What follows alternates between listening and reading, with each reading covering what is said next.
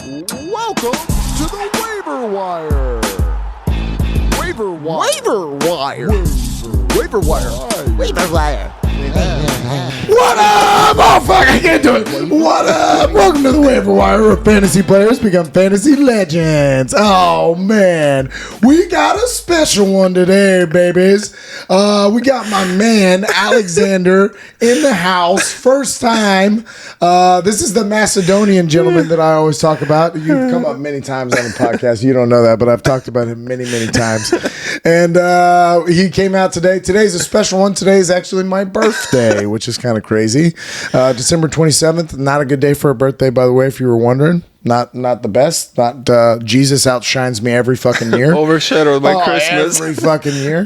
You always got the, this is for your birthday and for Christmas. Oh, thanks. Thanks so much. By the way, my Christmas present to you is for your birthday present in May. So don't ask me for shit. That's what I used to say to my aunt. But yeah, it's not the best. Although I will say, there's a lot of people that are like super spoiled about their birthday, you know, like they get crazy and they're like, it's my birthday month. It's my birthday week. It's like, okay. Are you one of those people, Josh? Absolutely not. How can I be? How can I be? I'm fucking in the midst of Christ. I have no, unless I am, you know, pretending like I'm Jesus and everyone's celebrating me. Everyone's celebrating Christmas. What did you do on your birthday so far? Leading up to this point. I woke up very early to take two of the dogs to get their teeth cleaned, and then I came back and I went to sleep, and then I woke up and I smoked lots of smoky, and now here we are, and Aleksander just arrived. So that's literally been my day. I don't have much planned. I've told my wife that she is just a hole today for me to drop loads in. No, I'm just kidding. That's very accurate. That's very accurate to what I said. But yeah, we got a lot to get to here. I was very excited for Aleksander. Aleksander's my UFC friend. Aleksander is the guy at work that when we first started working together and we started talking UFC, and it was like, oh my God. Instant connection. Sometimes you talk to people about UFC and they don't really know. Like they say things, but they don't really know the fighters' names. Yeah, they don't really watch. They don't really understand what's going on. Or they watch just the big fights. And right, they don't watch like every fight like we do. And so it was really cool to finally find someone that was like, oh my God, he knows all the names. He knows all the fighters. He knows everything that I know. So it's really exciting. We're going to talk about a lot of that later in the third down. But starting off, we got to talk about the man, the myth, the legend, Graham Hancock. Now, Aleksander says that I'm just tricked by this man's British accent. This is not the case. You and I both know, my fans have been told to go watch Ancient Apocalypse, that this man speaks nothing but the truth. Okay? All he's shown us is artifacts and places, and he's just showing there are no artifacts. He's just all right, well, there's giant monuments. And why do those hunter-gatherers all of a sudden wake up one day and build this? Why? Why would they do that? I don't know what the hell is going on. Yeah. Look, you're just being fooled by his voice. I mean, well, you know, okay. Does the British voice soothe me? Yes, it does. But you believe anything that this man says. Okay, but Josh is prisoner of the moment. You know what? I believe what I see with my eyes. And when he showed me those tunnels in Gobliateke, or whenever he showed me all of these places that he showed me, I was like, well, wow, like he's right. Like, why the fuck is that there? He's not saying that he knows exactly well, sometimes he does, and that's what I don't like. Sometimes he's like, and I believe there was an ancient civilization that is trying to warn us about the future. I don't like that part. I don't care for the warning me about the future. What am I going to do against a meteor? What's the fight against a meteor? There's no defense. Do we have a Wakanda bubble that we can put over us? I don't think so. So, I don't like that part of it. But the people before they might have. Well, you just blew my mind. Well, then they fucked it up. Then something happened because one got through and cooked everybody.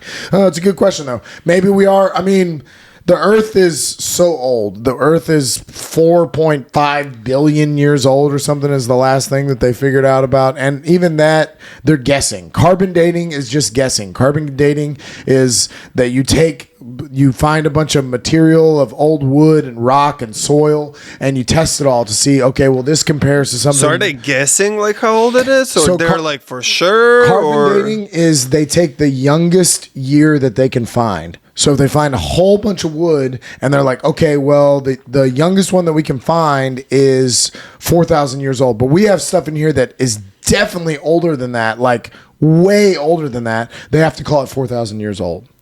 So they're guessing. It's a lot of guessing. So yeah, it's a guessing of game. Guessing. And I don't feel like Graham Hancock is like, he's not like, this is what happened. I mean, he brings up a lot of good points. He's like, I mean, in religion, everything talking about a flood, everything talking about the world kind of getting wiped out. They might do a second ancient apocalypse. Yeah, they are. Oh, fuck yeah, they are. Josh is ready for it. I'll binge it that night, Netflix. Thank you so much. But yeah. The first one did good. It was in the top 10 for a while. Because right of there. me. I feel like because of me. Because of You me. watched it 3 Me times. passing it around to everybody I know. You gotta watch it.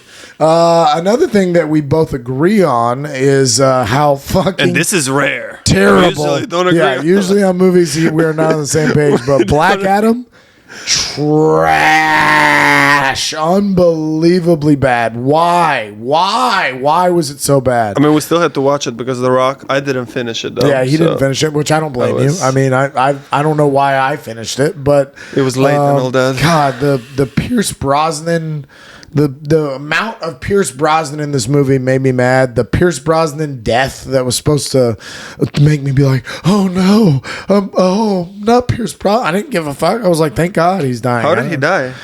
Honestly, couldn't even tell you. Oh, he got killed by eventually they give the bad guy the crown and he becomes like this he's like kind of like Black Adam, but like a devil version. Oh. And so they're all fighting him and like oh God, even saying this sounds so fucking stupid. I'll tell you one of the dumbest parts of the movie, out of nowhere at the end, right? Superman shows up. Well, that's really dumb. But out of nowhere at the end, this devil guy, he like summons up all of these zombie like fire creature things, and the people, like the townspeople and the kid and that lady, they all start fighting these zombies and killing them. The kid? Yeah. With what? With a skateboard? With a skateboard.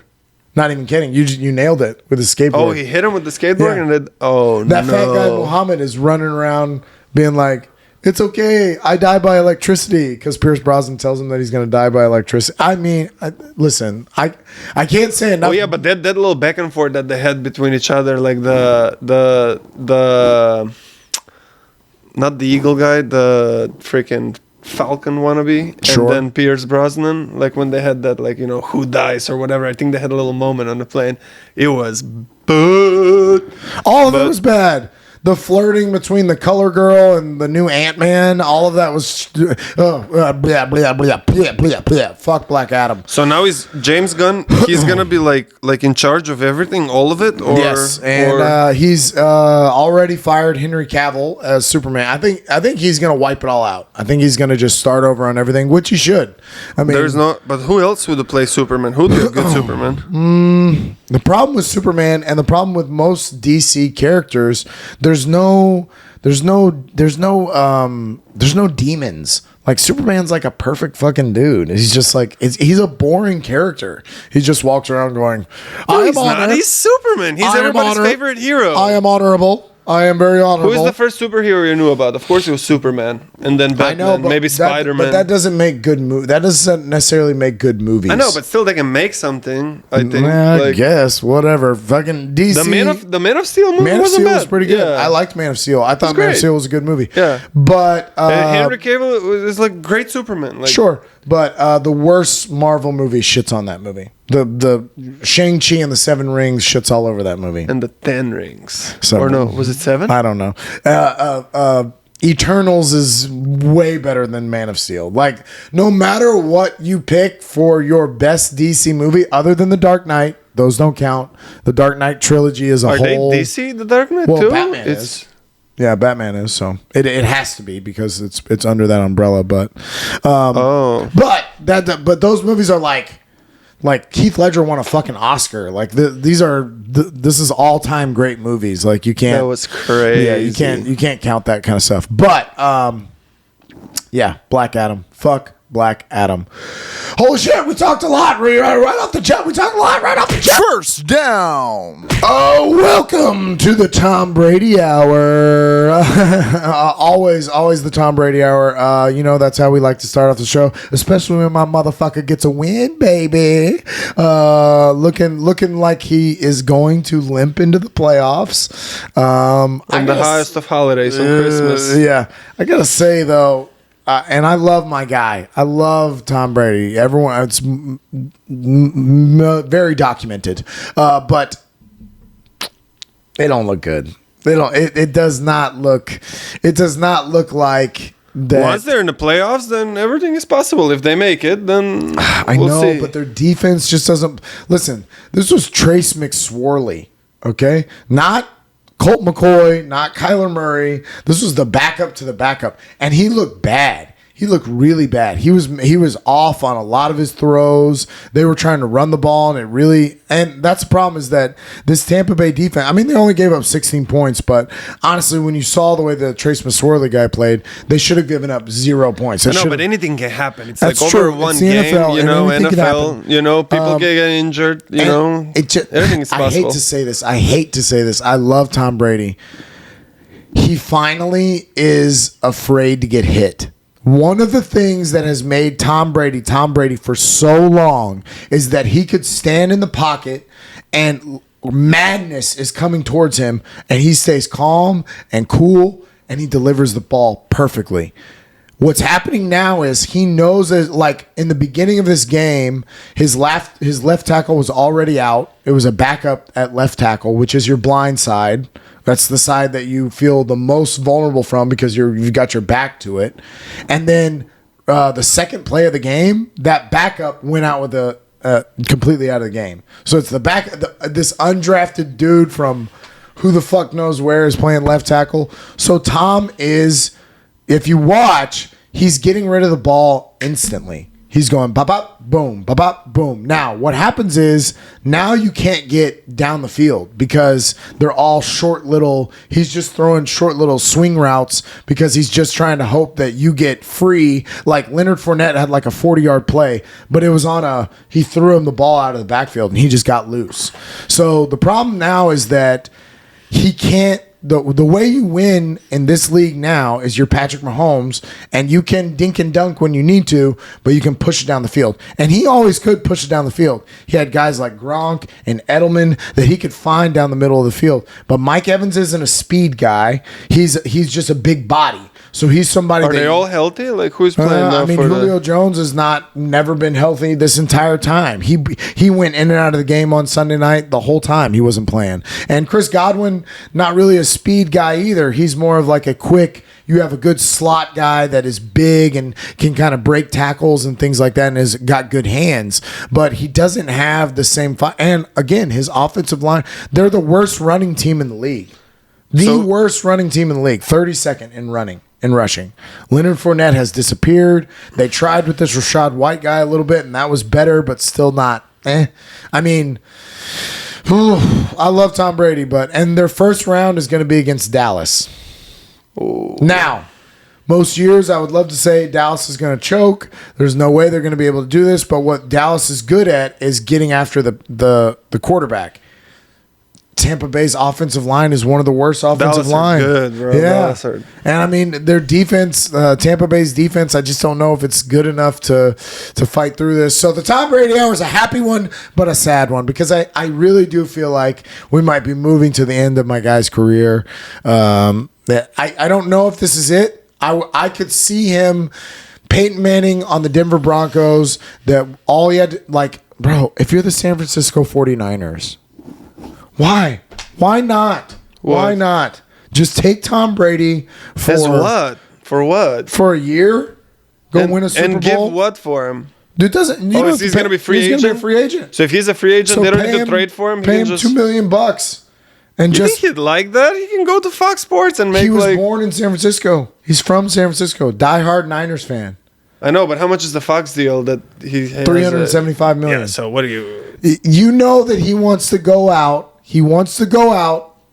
He probably is one of those people when he's like, all he's right, a madman. He's a madman. Bro, Giselle Bundchen, he was like, I'd rather go hang out with the boys. Like, fuck you. I don't fucking care. No. I'll find pussy anywhere, which you know. Stop it. Well, nobody's questioning that. But You know that's happening. But I don't know. I feel like if he wants to retire, he can. He's still the GOAT. He's still the best of all time. Retiring. What are you talking about? No way. He could. No. He's lost a little bit of arm not strength. about, like- God, I hate to say it. But he really has. You watch some of these throws and you're like, oh man, it's just. But what if he goes to the Raiders, let's say, and has Devontae Adams and yeah, Waller but their and fucking Renfro defense sucks. and- They just lost. Who did they just lose to? They just lost to Pittsburgh. They just lost to Pittsburgh. I know, but the Brady effect and, yeah. I mean, I like or that. San Francisco. There you go. If you go to San Francisco. Tell Trey Lance to chill. Just tell Trey Lance, heal up, learn What do you mean behind. Trey Lance? How about Purdy? Who's going to play next year? Well, I know, right? Well, it depends on what Brock Purdy does. I can't. How many games did Trey Lance play before he got injured? 2. Only 2? That was it? And then he played, he lost against the Bears, and then he came out and actually broke his ankle in like the first quarter, I think. So in the second game? Yeah. And did he play last year or no? They traded 3 first-round picks for Trey Lance, though. But this was his second year, not his first year. But last year he was not playing. They played Jimmy G pretty much the whole year. He did come in a little bit. And then they lost in the playoffs. And I remember, and then I saw it on the TV. He was like, "Oh yeah, I'm done." Like that. He was about to leave. Yeah, he was going to leave. He was going to leave. And then he restructured his deal. I mean, it's crazy what happened in San Francisco. You can't write a crazier story. So now who's going to start next year? Well, I would imagine that they might, if they go deep in the playoffs with Brock Purdy and he looks good, bro. They will go deep in the playoffs. But they mortgaged their whole future. They don't have a first round pick this year. They don't have one because they traded for Trey Lance. They gave up the farm. I know, but they're still gonna have players like Debo Ayuk, Juszczyk. I know who else is playing. George Kittle, McCaffrey. McCaffrey. If McCaffrey stays healthy, what are you talking about? Like they're a threat. Okay, they're difficult to play. Look, everybody suffers. Here's my bet: is that when they do get it, are they going to beat Philadelphia with Brock Purdy? I don't know. Will they beat Dallas? Depends. Will they beat Dallas with Brock Purdy? I think they can. The good defenses in the league, Philadelphia, Dallas, these good defense, the ones that are going to make the playoffs, all the good defenses in the league, what they do is they find out what you're good at. Okay, so what San Francisco is good at is playing the Christian McCaffrey game and playing, the short stuff to Debo and letting these big George Kittle, Debo Samuel get free on these big runs, and they take that away.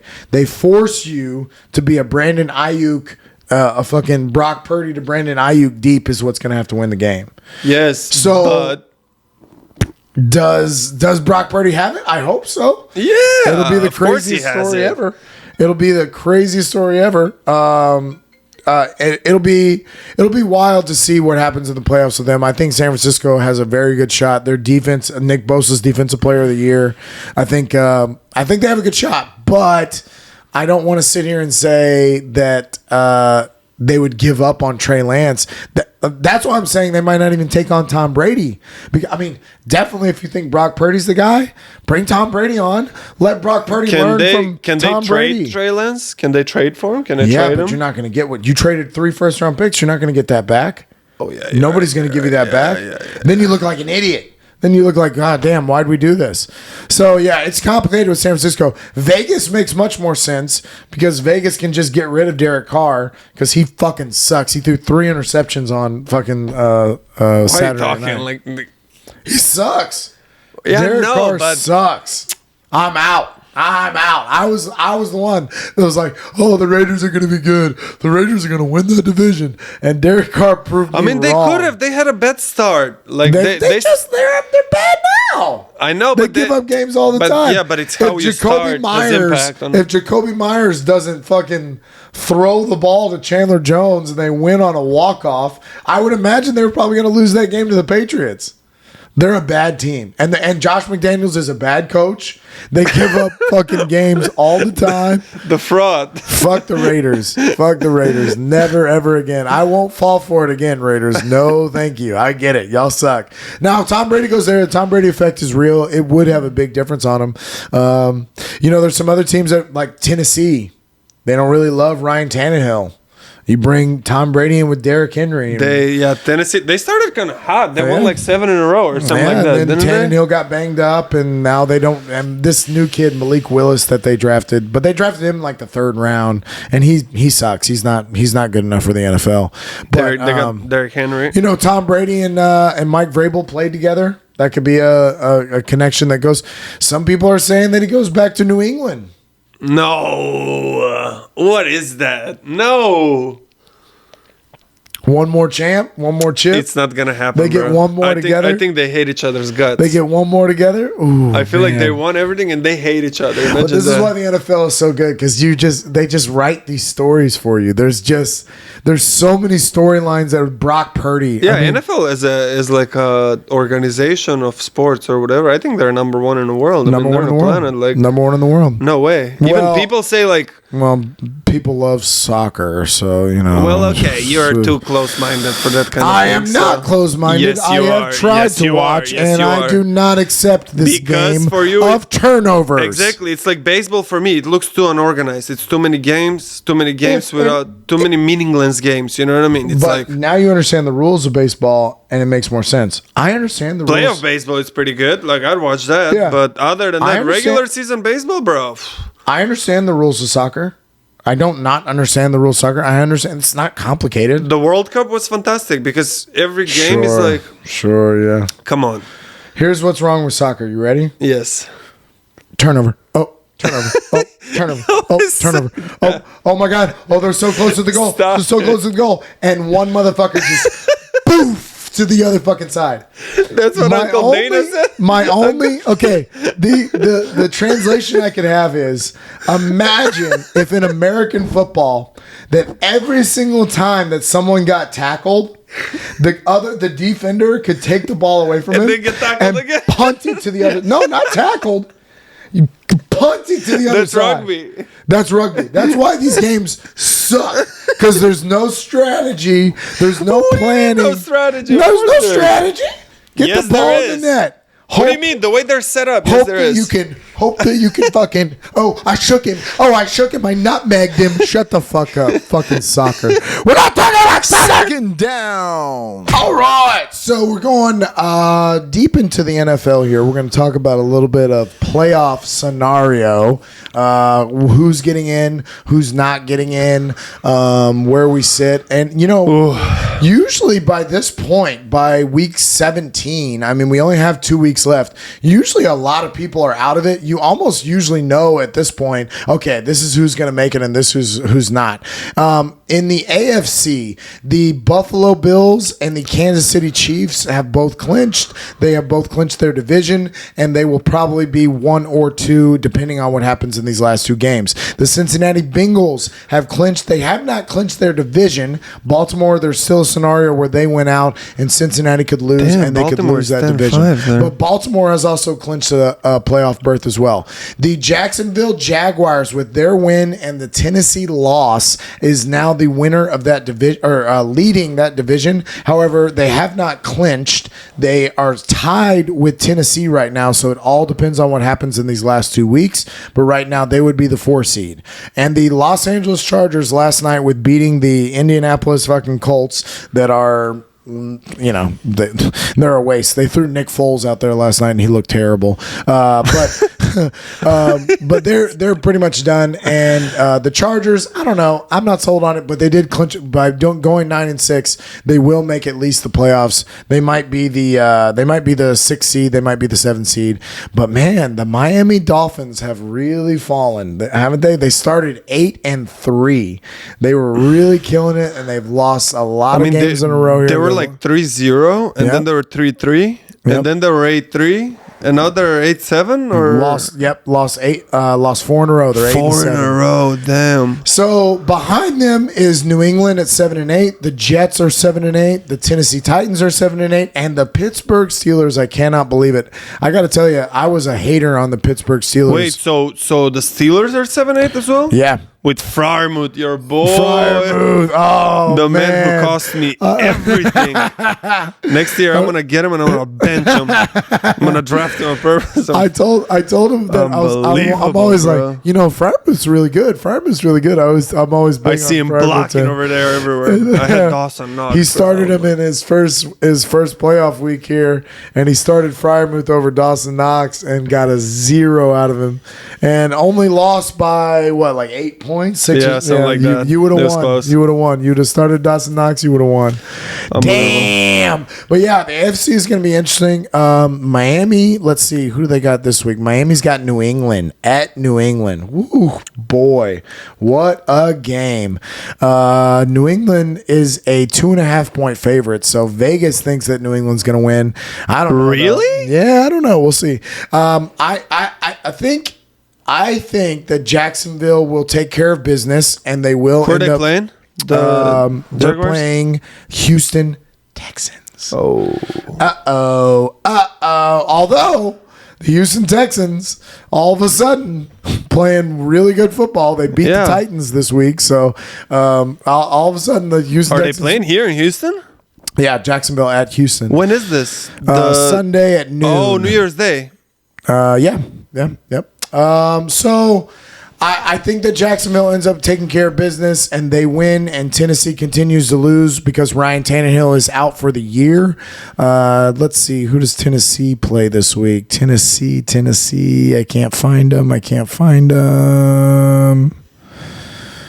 Wow, what's wrong with me? Oh, that's the Thursday night game. Thursday night, Dallas at Tennessee. Oh, Dallas is a 10-point favorite. I think that's a pretty safe bet with the way Tennessee's been playing. So yeah, I think Jacksonville wins and they get in. And honestly, Jacksonville versus Baltimore in the first round. That's gonna be a fun matchup. We're gonna get Cincinnati versus the Chargers most likely. I like that matchup too for Cincinnati. I don't really believe in the Chargers, so I think my man Swaggy Joey can take care of business. And then you'll get Kansas City right now versus Miami, although it could be Buffalo versus Miami. But hold on. First of all, tell me, who do you think, that Miami or the Patriots? This week? This week. I think Miami's going to win. Really? Patriots are good under pressure. I mean, they've been in these situations. Are they? Wait, last year they played in the playoffs, right? Patriots played in the playoffs. Yeah. They just got killed by the Bills, like 41 something. Yep. But there was Mac Jones' first year, right? Yep. Yeah, I mean, they didn't have a bad year when you think about it. I'm not sold on the Patriots. I'm not sold on the fact that they can win in the playoffs.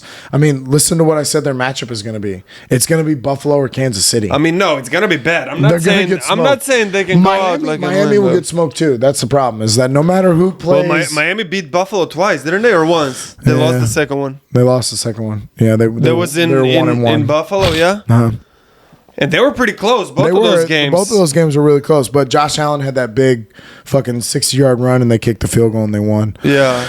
I don't know. The AFC will be very interesting. I think it's still the three teams at the top, though. I still think it's Buffalo, Kansas City, and Cincinnati. You're going to have to beat one of them to get out of there. I think the other teams, they don't have enough firepower to hang with all them.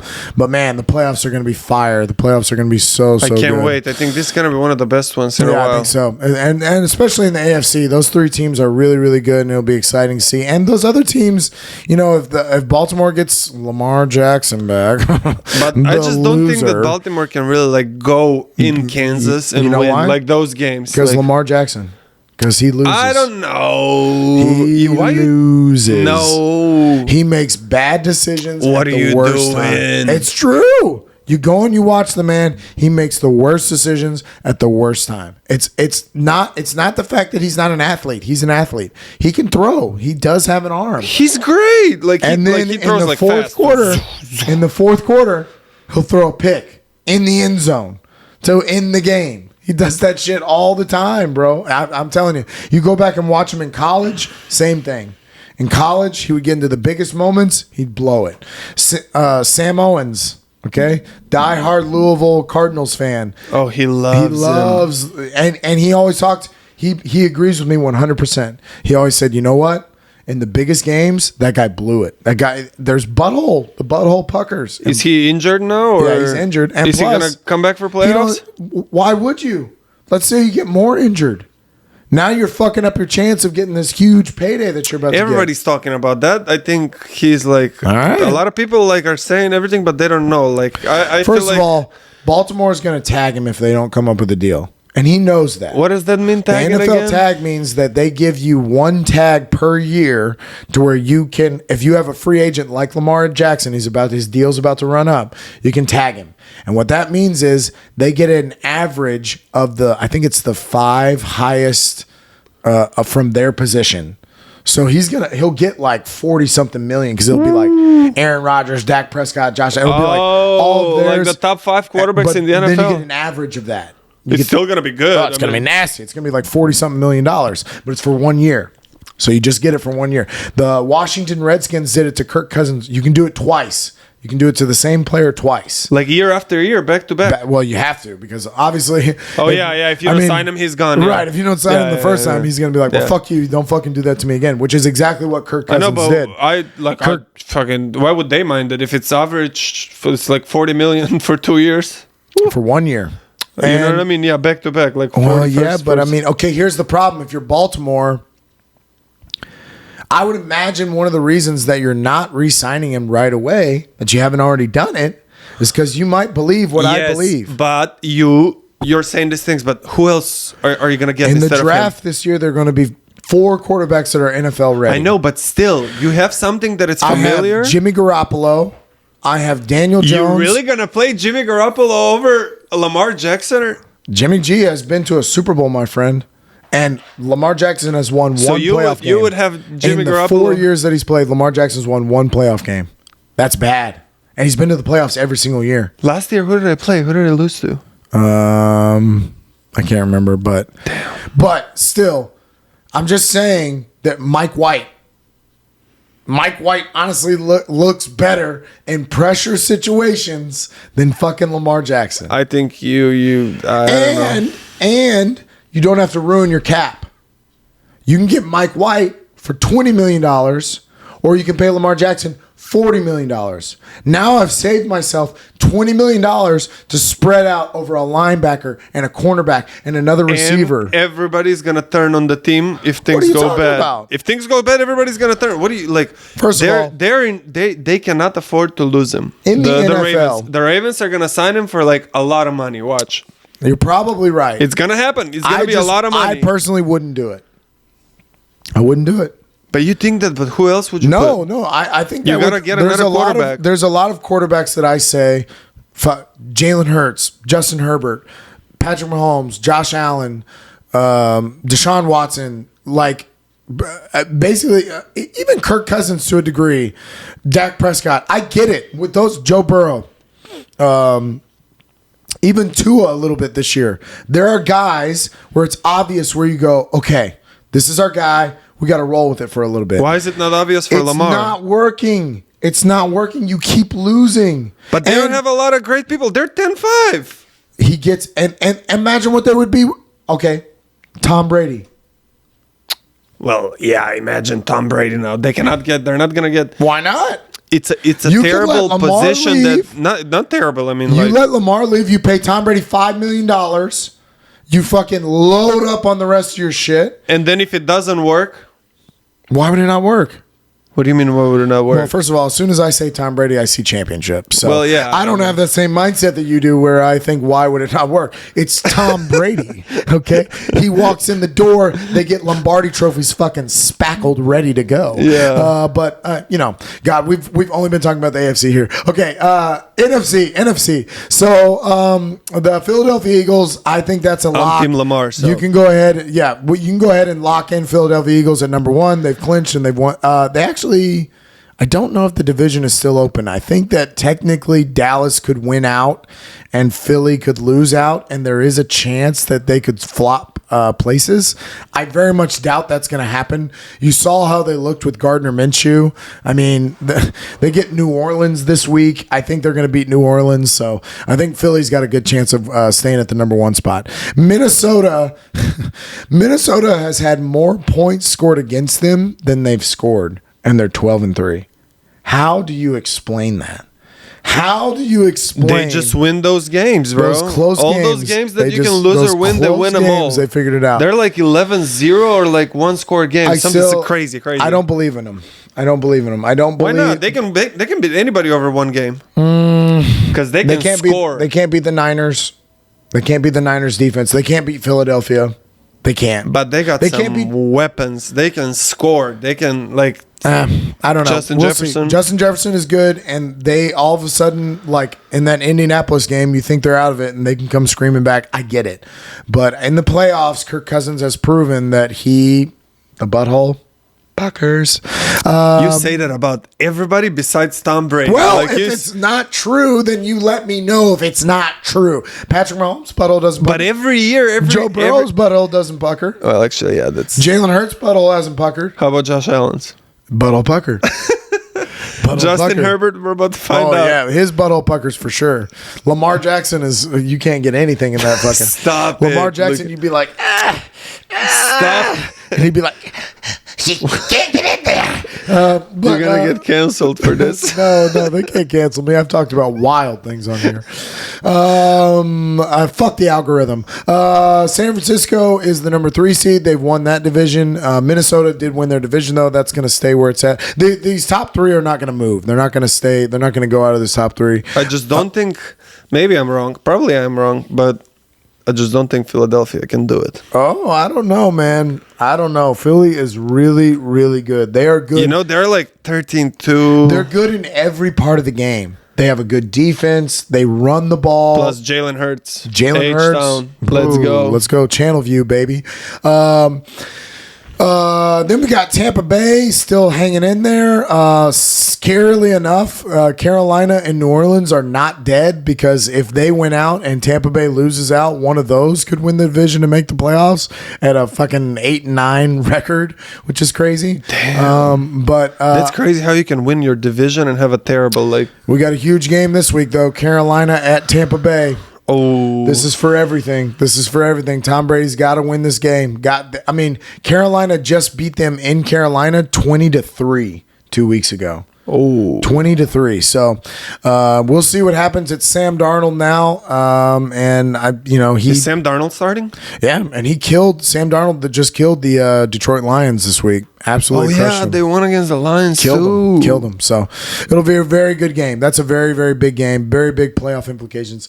The Dallas Cowboys are 11-4, and they have locked up that 4 spot. They're not going to move. 5 spot.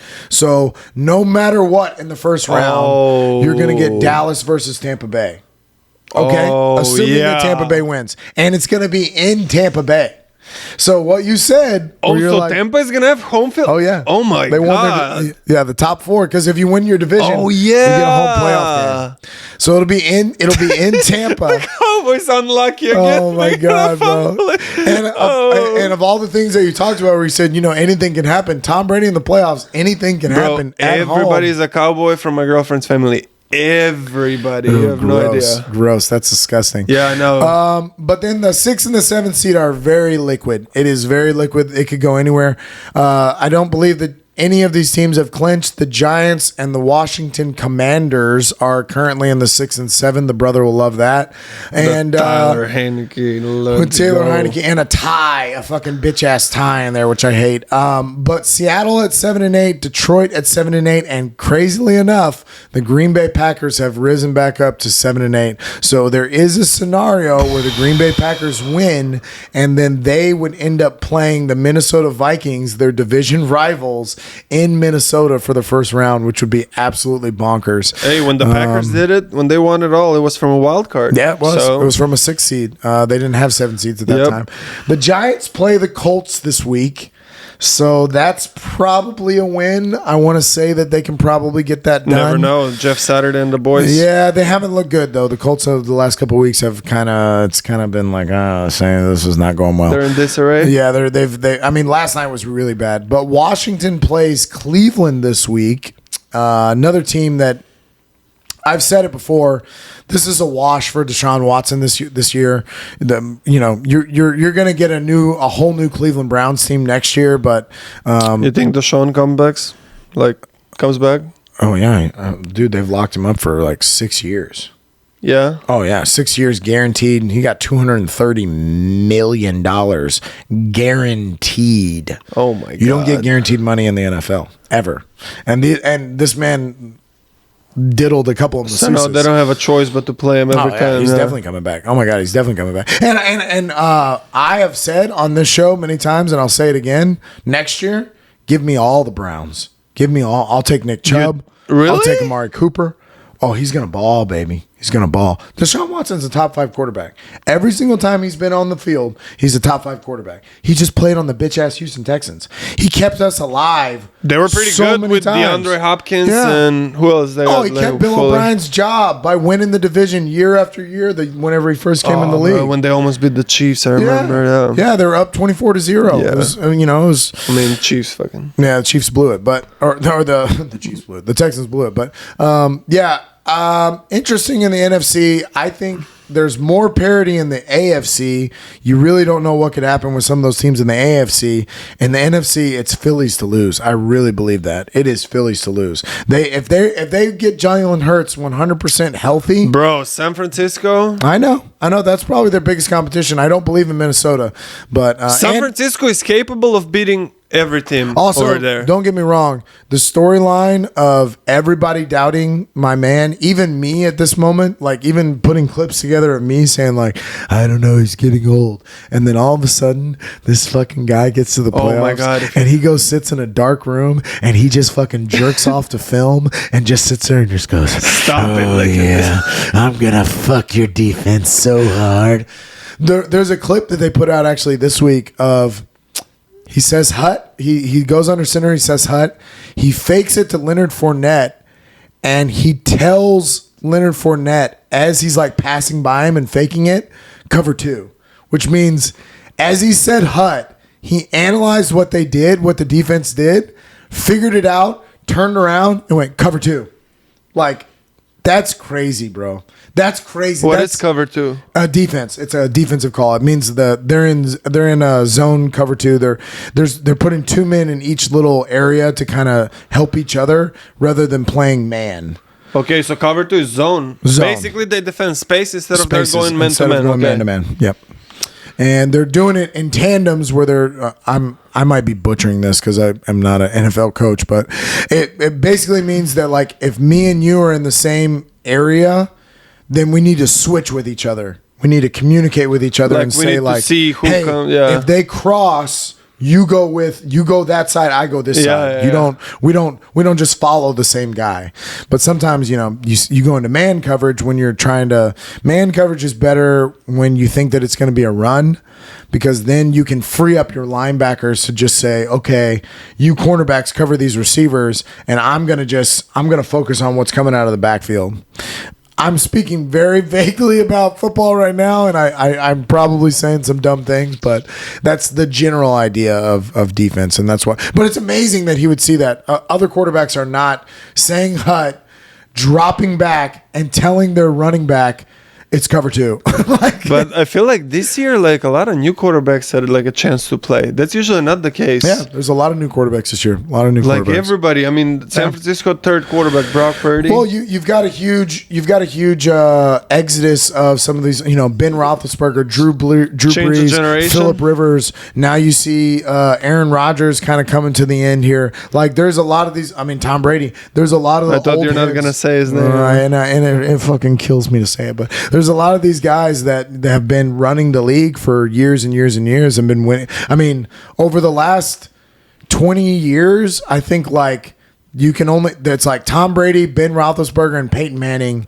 And then every now and then it was like Joe Flacco. And so wait, now from like how many quarterbacks are right now starters? They have won Super Patrick Bowl. Mahomes. Tom Brady, Nick Foles, okay, and then Aaron Rodgers. Yeah, that's it. Like so, only 4 out of 32. You got a lot of new blood. A lot of new blood. You got a lot of new.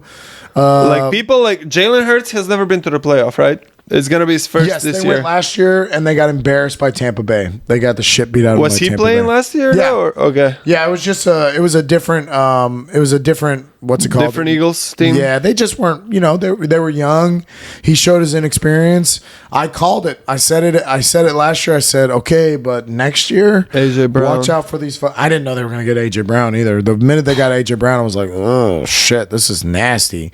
And they had a lot of draft picks. They have a lot of draft picks this year. So they have a lot of young players. Yes. Like young team. Let's see. They have the 10th pick overall right now.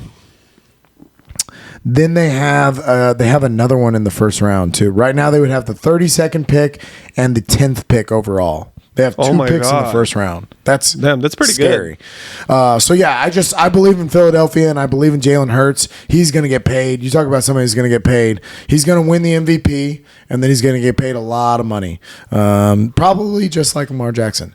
Holy shit! We talked about football for a fucking long time. Third down. And now to maybe the best sport. You think it's the best sport? Probably one of the. I I like football too. Yeah, I love the NFL, and I'm always there for it. But you talk about, and we talked about this before with the NFL, that it writes storylines. The storylines in the UFC are insane, Crazy. You can't make them up. You can't make this shit up. The thing is that it's kind of like a global sport. You know? Yeah, it's everybody. Yeah, it's the whole Like world. NFL, it's kind of like over here. And when we maybe. finally, the UFC didn't start that way. You had a few guys.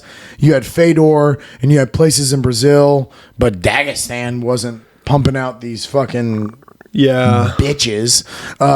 But You're just bitter, aren't you? well, I am, and I'm a Conor lover, and I won't deny we it. all are. I won't deny it. I won't deny it. I love Conor McGregor, and I fucking hate Khabib. You probably hate Khabib more than you like Conor.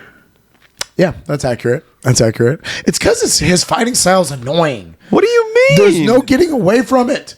There's no beating it. How do you beat that? How do you beat somebody that has incredible pressure, is so strong like a bear, and can hold you down and just kind of It's You like can't. Nobody it's has. the worst bully ever. It's like, God So damn, only bro. him and John Jones are the two unbeaten people. Islam lost only once, Yeah. I believe, in the UFC, and that was it. Islam is like only one loss. I know. Too. And who beats this fucking guy? I mean, Nobody's gonna beat Islam. I really thought Charles could do it, but oh I my know, god, and was now I we're looking wrong? at a fucking real problem here. Although I am excited about Islam versus. Well, let's talk about it. So let's go through the divisions and talk about the weight classes and where they're at. We'll start with the big boys. We'll start with probably, I would say, other than the featherweight division, which is an absolute disaster, especially now that Volk has left, the heavyweight division's got to be one of the worst ones as well. And it's because the murderer that is the champion, Francis Ngannou, Unbelievable. who beats that fucking freak? Who beats that Ninja Turtle? I don't think anybody can beat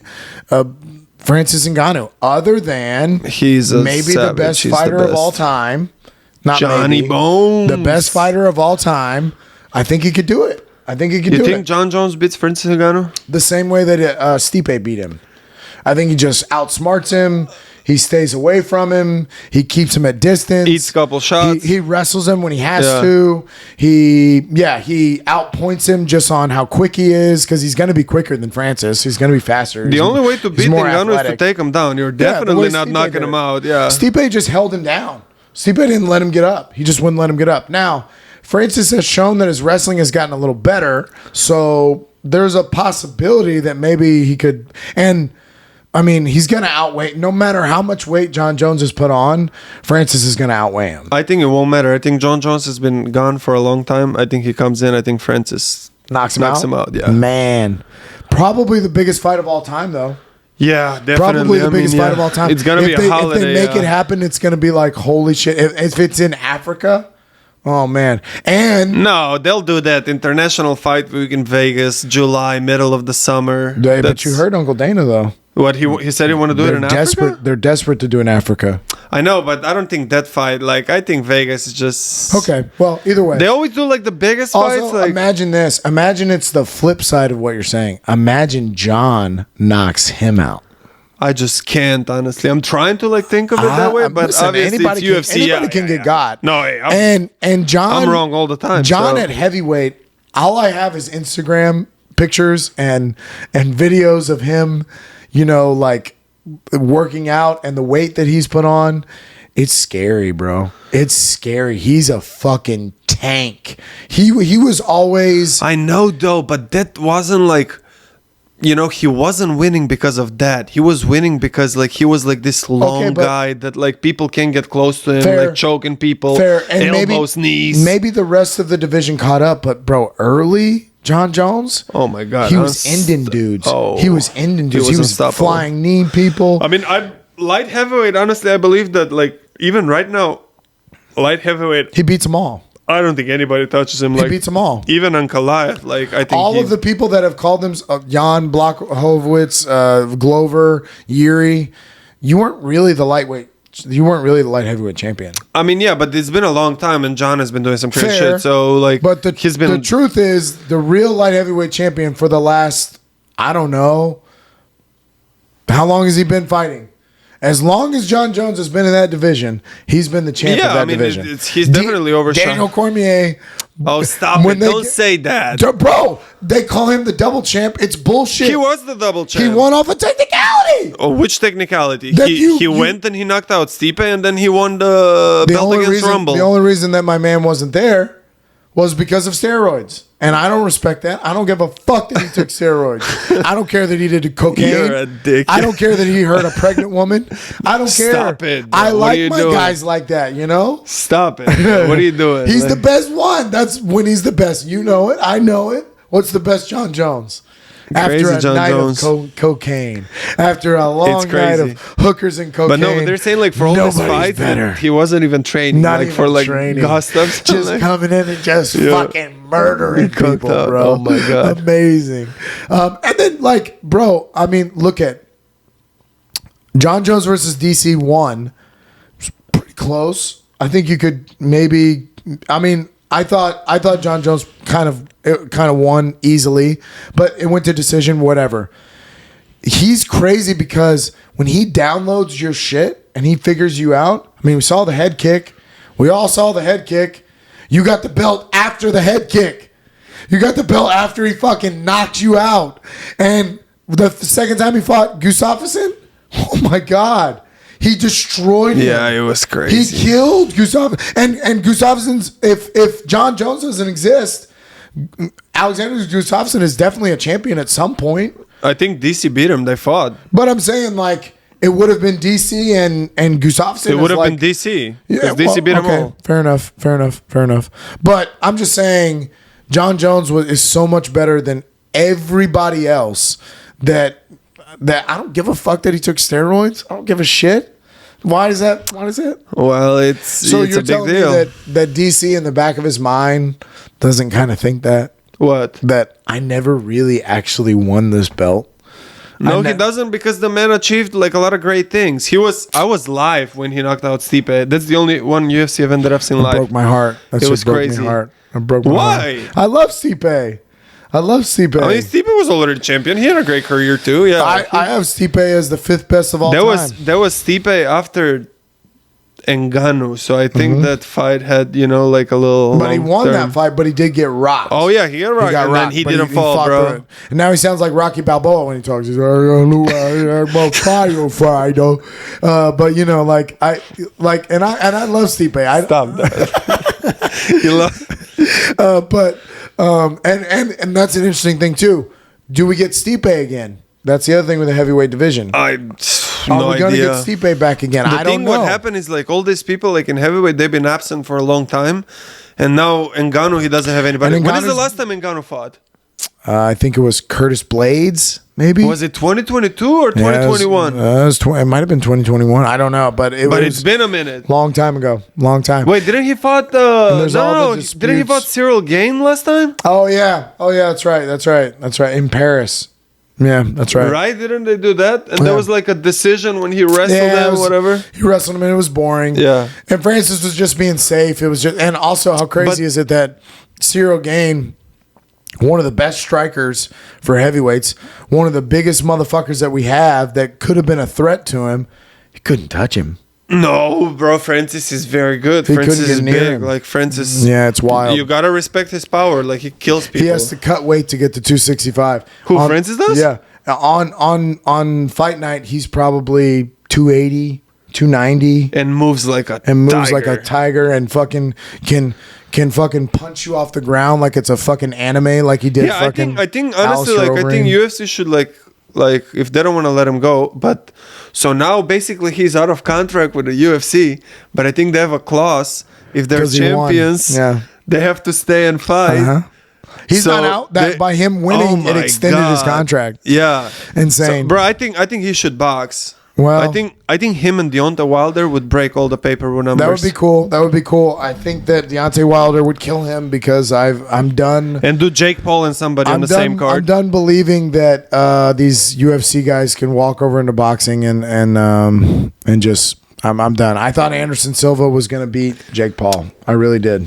And I think there were moments that Jake Paul was in trouble, but he showed me that he's training to be a boxer. That's all Jake Paul is strong doing. as fuck. Like and he's just training boxing. Yeah. He's only training boxing. These MMA guys, they do other things. They don't make a fight so Jake Paul can lose. When they're making a fight, they want Jake Paul to win. So it's going to be hard for him. You got to admit, the Anderson Silva one was better. I mean, no, of course it was. They're rocking each other. No, all I'm saying is like, Jake Paul still does the training and still has to come in and fight. Like, you know what I mean? It's just different when you only focus on boxing. It's just so different. It's so different. If Conor, his whole life, had only focused on boxing, maybe it's a different story. But because he's dedicated moments to kicking and karate, grappling, jujitsu, just like the cardio that you train for, it's different cardio for boxing than it is for MMA. Yeah. For MMA, you got to prepare for, are you going to roll around on the ground and not be split up? In boxing, you can grab each other. And that's why your boy Khabib is the best, because he fucking takes you down, never gets tired there. Never will I say that. Never will I say that. So I don't see Khabib on your... Yeah, he's not on there. That's weird. We'll get to my top list here in a second. Unbelievable. But, the light heavyweight disrespect. The light heavyweight division, that one's in a big trouble too. Now the last fight the light heavyweight, there's no trouble. There's nothing there. There's nothing. And John Jones always Uncle Dana was furious. He was so mad about the Ankalaev. The only way it could have been saved was if Adesanya would have won the belt. Yeah, but that would have been big. And then now it's... What happened with that Rakic guy? Where's he at? He's still there. He lost to... I think he was injured or something. Glover. I think he lost to Glover. I think, wasn't that one of Glover's title fights? I think so. And might have been. He submitted him. Maybe I'm making that up. But I got to tell you that this Jamal Hill kid is good. Jamal Hill is... He's good. Savage. He's got power. He's got real power. He can knock you the fuck out. They're doing that as the new belt. So Jamal Hill versus Glover Teixeira is going to be for the light heavyweight belt because Yuri is out for so long. And Uncle Dana was like, neither one of you motherfuckers in the Ankalaev Blachowicz, y'all not my champion. That's not a champion. So I think we'll see Jamal Hill knock Glover out. I think that'd be cool. So basically it's vacant right now. If it was a draw, and then now, all right. Well, it's vacant. If you look I looked this up all this up last night on ESPN. I think Ankalaev deserves it at least. I mean, Jan already had a go. Jan thought he won the fight. Jan even thought he won the fight. Joe Rogan thought that Ankalaev won the fight, but when you watch the fight, it was so boring. It was so boring. No, but that's fine. But bro, that's just it's just the styles. It's sometimes people are getting but that Ankalaev guy has been a murderer before this. I know, what the bro, fuck but happened? it's still it's a tough matchup. Like Jan is a tough guy. Happened.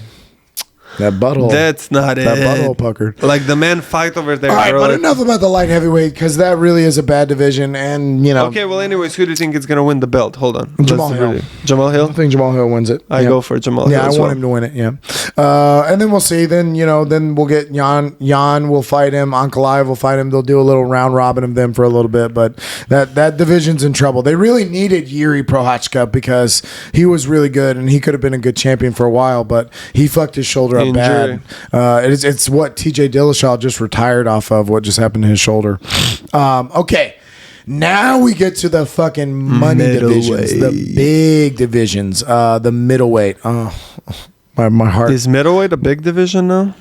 Well, look at these matchups. Only because of the Sanya. Well, yeah, because Izzy's been a champ for so long, and Uncle Dana has forbade Kumsit from going at welterweight anymore. Oh, he's gonna be 185. Yeah. Oh, hell He won't let. He told Kumsit can make some damage over here, he's gonna hurt a lot of these guys. He's gonna hurt a lot of these taking guys. on anybody. Kumsit versus Robert Whitaker. Why don't they do Kumsit versus Pereira now? I'm okay with that. No, we got no. What do you mean no? Who else would you do it as Pereira? Easy. Let him take rest. Israel Adesanya has fought a lot. Or I mean, maybe if Easy wants to fight, then yeah. But what if Kumsit beats Alex Pereira? Then you do Kamzat and Easy, even better. Better matchup than that. I'm kind of into that, yeah. Yeah. Kind of into that. Or my boy I have an Izzy. even better one. You do Kamzat and Easy right away, because that is the fight to make. That fight can sell, doesn't need to be a title fight. Yeah. You know, and they fight, whoever fights from them, it's going to be even bigger for the belt. But I think one of the good things about UFC is that they do things like this that you're talking about. They give us the best fight right away, right? But then sometimes they give us a nice little Kumsit versus Paulo Costa might be really nice. Yeah. That might be a fun and I don't think Paulo Costa wins that fight. I know, but it's still one of those it's a great fight. I'll watch it. Sure. 100%. Robert Whitaker too. I'll watch that too. Yeah. But I just feel like Kamzat is ready now. Okay. He's ready to go. I mean, what else? He's I'll tell you what, everybody. by me naming all these names and telling you, that's why I say this division is the money division. Actually, because it is there's stacked. so many good matchups that you could throw on there that I'm into all of it. I'll watch all that shit that you just said. Comes at Izzy, okay, fucking let's go. And now you have people like Whitaker and Adesanya who already but been it's got to be champions. Pereira. It's got to be Pereira. You got to give Izzy another shot. He was your champion for too long. If he wants it, yes. But if he likes to take a rest or something, if he likes to be out, give it to Kamzat. Let's go. Kamzat is not afraid to go in Brazil. No. Kamzat is not afraid to go anywhere. He's a madman. Yeah, you put Kamzat anywhere, Kamzat shows up. And I think he has it in him to be a champion, although I will say that... Bro, I think it's a matter of time. Nah, there's some of these last fights that he fought, like Gilbert Burns, and some of these last fights that he fought like big names, it was like... Okay, we're starting to see. I know, but I think it's starting to even out here. You're not Gilbert that Burns, much higher than Gilbert Burns. It's better than people give him credit for. No, but who was the last fight that when he just fought? But he fought Kevin Holland and he wasn't even supposed to, and he killed him. But there was somebody before that. Anyway, hey, look this up. Gotta have a guy. Gotta have a Jamie. Bro, you know, have a guy. Where's a fucking I'm Jamie? blocked now because obviously I'm with it. But But the next division, the welterweight division, I'm excited about that one too. Come on, my boy. So Kamzat is gone. Everybody can take a breath. Everyone can take a breath. You probably got Colby Covington versus Gilbert Burns at some point. I like that fight. I would love to see those two match. Have they fought? I don't know. You think they'll make that happen? It should. I mean, you have no other fight than Leon Edwards versus Kamaru Usman for the rematch. Bro. Listen, Izzy was a champion for a long time. Kamaru Usman was one fight away from the Anderson Silva fucking... He was the champion for fucking years. So do you think Edwards can be a champion for a long time, No. Leon? Why not? He knocked out the best welterweight for a while. Because when you watch that fight... you can tell that Kamaru was just playing with his food. It was just... Bro, he dominated Leon Edwards. I don't think it was that bad. Leon had him back and things... The first round, you can maybe argue was close. 2, 3, and 4 were all Usman. Usman. Yes, that's true. That's true. And not even with just wrestling. It was with boxing too. It was him outstriking him, kicking Usman him, is a pushing him up against the fucking fence. Leon couldn't do shit.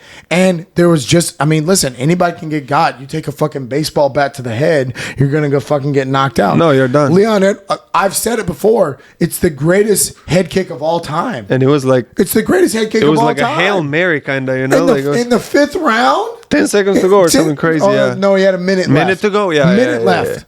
But you're gonna lose the fight. You're gonna fall back into the. You're probably never gonna see this again. You're never going to see a championship fight again. You're going to end up back there fighting fucking other 6 and 5 guys, and maybe you win, maybe you lose, but no one cares because your fight with Kamaru was boring and he dominated you the whole time. He changed his life with one kick. Because even if, okay, let's say Usman wins this one, we got to have a trilogy then, right? Because there's a possibility that Leon could get it again. I feel like nobody still like respects Edwards like that, which is terrible. Like, now, you know, like if he does it again, I'm on board. I'll hop right on board. And go. No, but then like he'll fight Colby or like that or somebody like that, and then people are gonna be like still, or maybe not. But I'm saying if Leon Edwards knocks out Kamaru Usman again, I'm in. I'm on board. I'm on the Leon Edwards train. I am 100%. I feel like UFC now has so many fights because it's like happening weekly now. You know, it's on ESPN Plus. It's all over the place. There's so many people, so like it's hard to say like relevant. The like level that. is unbelievable. These guys like are, bro. You know, you tell me sometimes that there's not stars, and I'll agree with that. I'm not gonna deny you. There's not a Conor McGregor. There's not a Sean O'Malley's trying, and Izzy's very good, and But the level of competition is insane. Like you said, bro, Gilbert Burns, 10 years ago, he's a champion. He's killing everybody. Colby Covington, 10 years ago? Yeah, bro, because like he's now, fucking dudes now up. there's like some like, again, like wrestlers who can like dominate you with like grappling ground and pound. Yeah. But like now, like being a black belt is like not enough. Everybody's a black belt. Like all these guys like... You know, I'm sure Islam and Khabib laugh at that, but you know, their grappling skill is like. I don't want to talk about that bitch. Well, yeah. Josh's worst nightmare. Yeah, fucking Khabib. God damn it. Other than that, in the welterweight, there are some other really good matchups in there.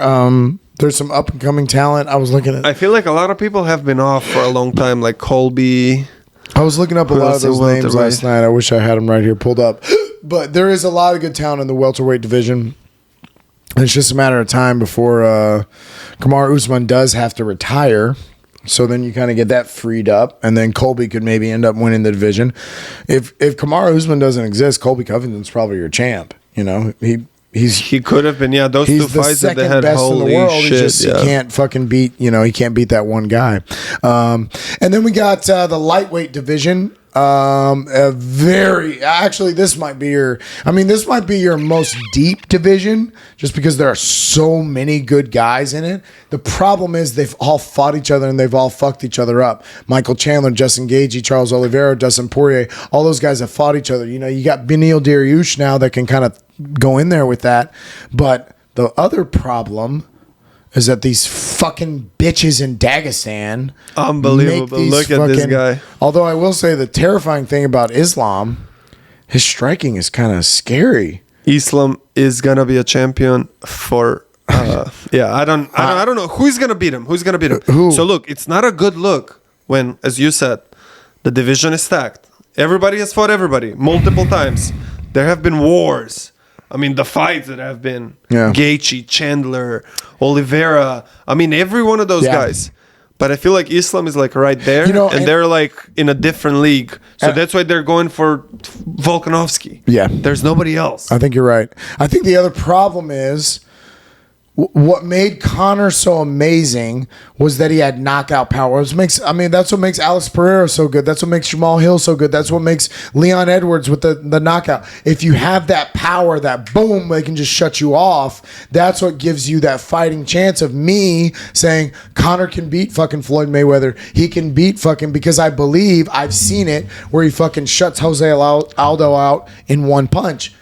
Poirier. Damn, that's like forever ago. Poirier, Oliveira, Justin Gaethje, Michael Chandler, all they're kind of proving to me is that they don't have that. They don't have one touch, knock you the fuck out power. They have where they're going to kill you over time. Dustin Poirier is a storm that's just going to keep coming at you. Oh my God, he's ruthless. But he's not one punch knocking somebody out.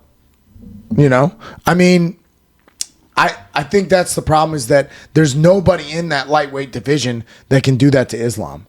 There's nobody in that division that can go in there and say, I can get you with one shot. Well, I mean, Poirier hasn't fought him, so... Yeah, but we saw the way it went against Khabib. Yeah, I don't think it's going to be much be any different.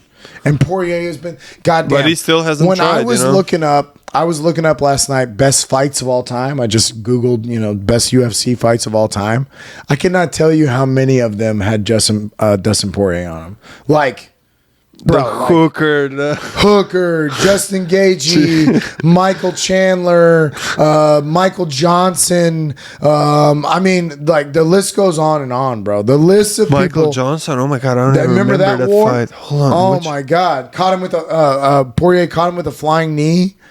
Wild fight, bro. Bro, but I think they have fought, and I think Michael Johnson had knocked out Poirier. Well, it was a long fight. That's the other thing about Poirier's fights. They're wars. He goes through wars, bro. The Dan Hooker fight, holy shit. Yeah, it was a fucking war. The Justin Gaethje fight was a war. It's just wild. I mean, this last one, Michael Chandler. Okay, so then we agree that Islam is going to dominate this division for a long time. Islam should go to 170. Why is he not? Well, he might do because he's going to wipe out this division. Well, they're already wiped out. I mean, what else is left there for him to prove? Well, Poirier, yeah. Beat Volkanovski, beat Beneil Dariush. Yep. Beat Dustin Poirier because he had fun. Do like 4 title defenses and then, go on up to welterweight. But I think he's going to have more problems at welterweight. Him versus Kamaru, that's a different matchup, my friend. I know it's a different matchup, I still like their wrestling, bro. It's off. Gilbert Burns, their grappling is like off this chart. Colby Covington, yeah. But Gilbert Burns is a terrible fight for anybody. Yeah, nobody likes to fight. But that's what I'm saying. And truthfully, Islam looks like a 155er. I think if he goes up to 170, he might look a little smaller. Like, Gilbert Burns is going to be bigger than him for sure. Kamaru's bigger than him for sure. So I feel like Colby's like right in the middle of it too. That's why he's like too big for like 155. Colby's wrestling is no joke either. Bro, he's good. Colby's a good wrestler too. So I mean, that's interesting. I like that. I like that idea of him going up at some point because he is just going to fuck up everybody in this 155 division. And then we go to maybe the worst division, which is the featherweight division. I honestly can't think of a worse division. Yeah, Volkanovski. I mean, Ortega almost subbed him. I don't know how he got out of that. Like, that was a guillotine. But yeah, the man is built different. His little head just stayed there and just said, I will go. And the way he was like screaming to making the noises, but he was, oh my God, he got out of it. Max Holloway too. Like, Max Holloway was the champ forever and I love him. I love Max Holloway. But I mean, we're probably past our prime here. Yeah, man, bro, but Max has fought a lot. And I think he's like one of those guys that came in very young in the UFC. Yeah. I think he came in like 20 years old or 21, or I'm not sure. Yeah. And like he's been through some wars. Some fucking wars. Him and Dustin Poirier. Max Holloway and Dustin Poirier. I forgot about that one. Yep. Jesus Christ. But I put Max versus Calvin Kattar. That's one of my favorites. That's where he was. Oh my God, when he was moving around and talking while he was doing it. And there was like no crowd, right? That was during COVID time. Apex, so like, yep. Or maybe it was Dubai. Calvin Kattar is a boxer. Calvin Kattar is a fucking. That's what he does. He boxes. And Max was just. Nope. Unbelievable. But yeah, and maybe Max gets it back. That'd be awesome if Max could get the belt back. Ortega, he doesn't fight that often. The problem is, Volkanovski has said if there is someone that's worth it, he'll go back down and he'll beat him. And I don't disagree with him.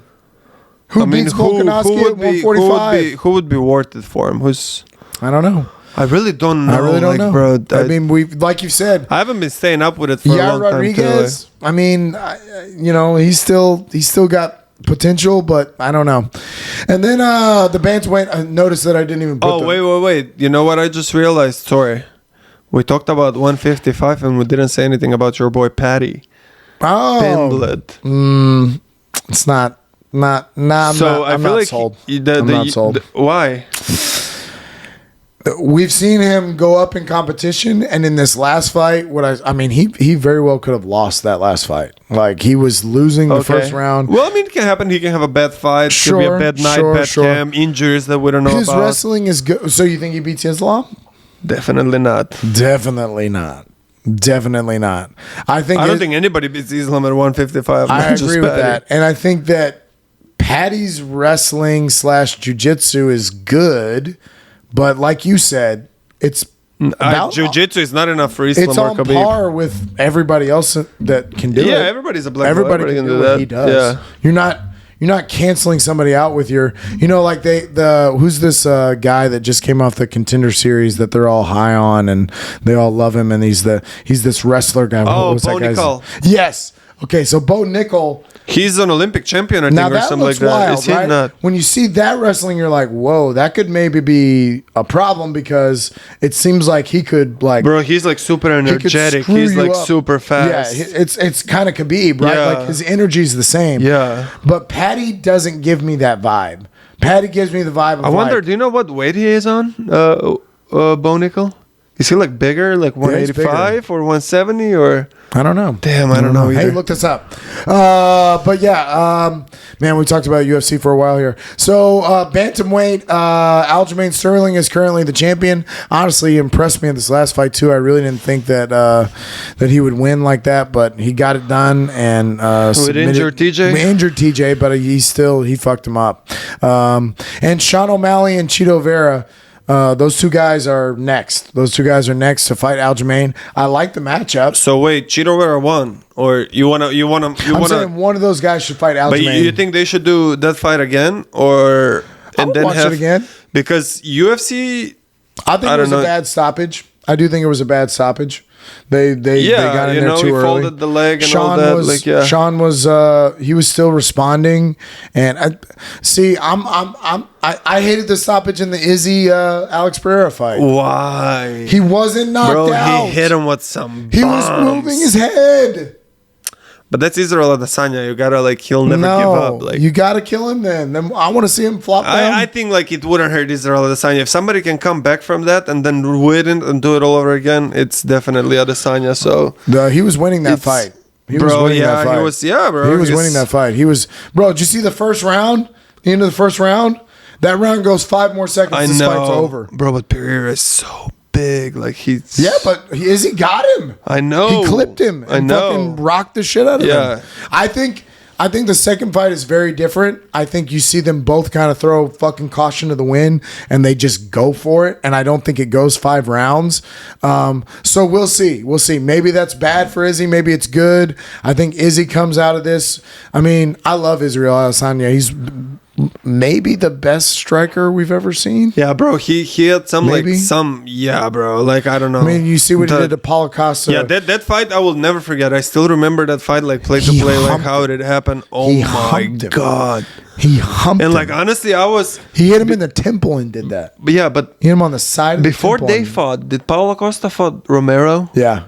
And it was that war. It was crazy. Yeah. I think it was the same card with Yeah, that was a great fight. So they fought.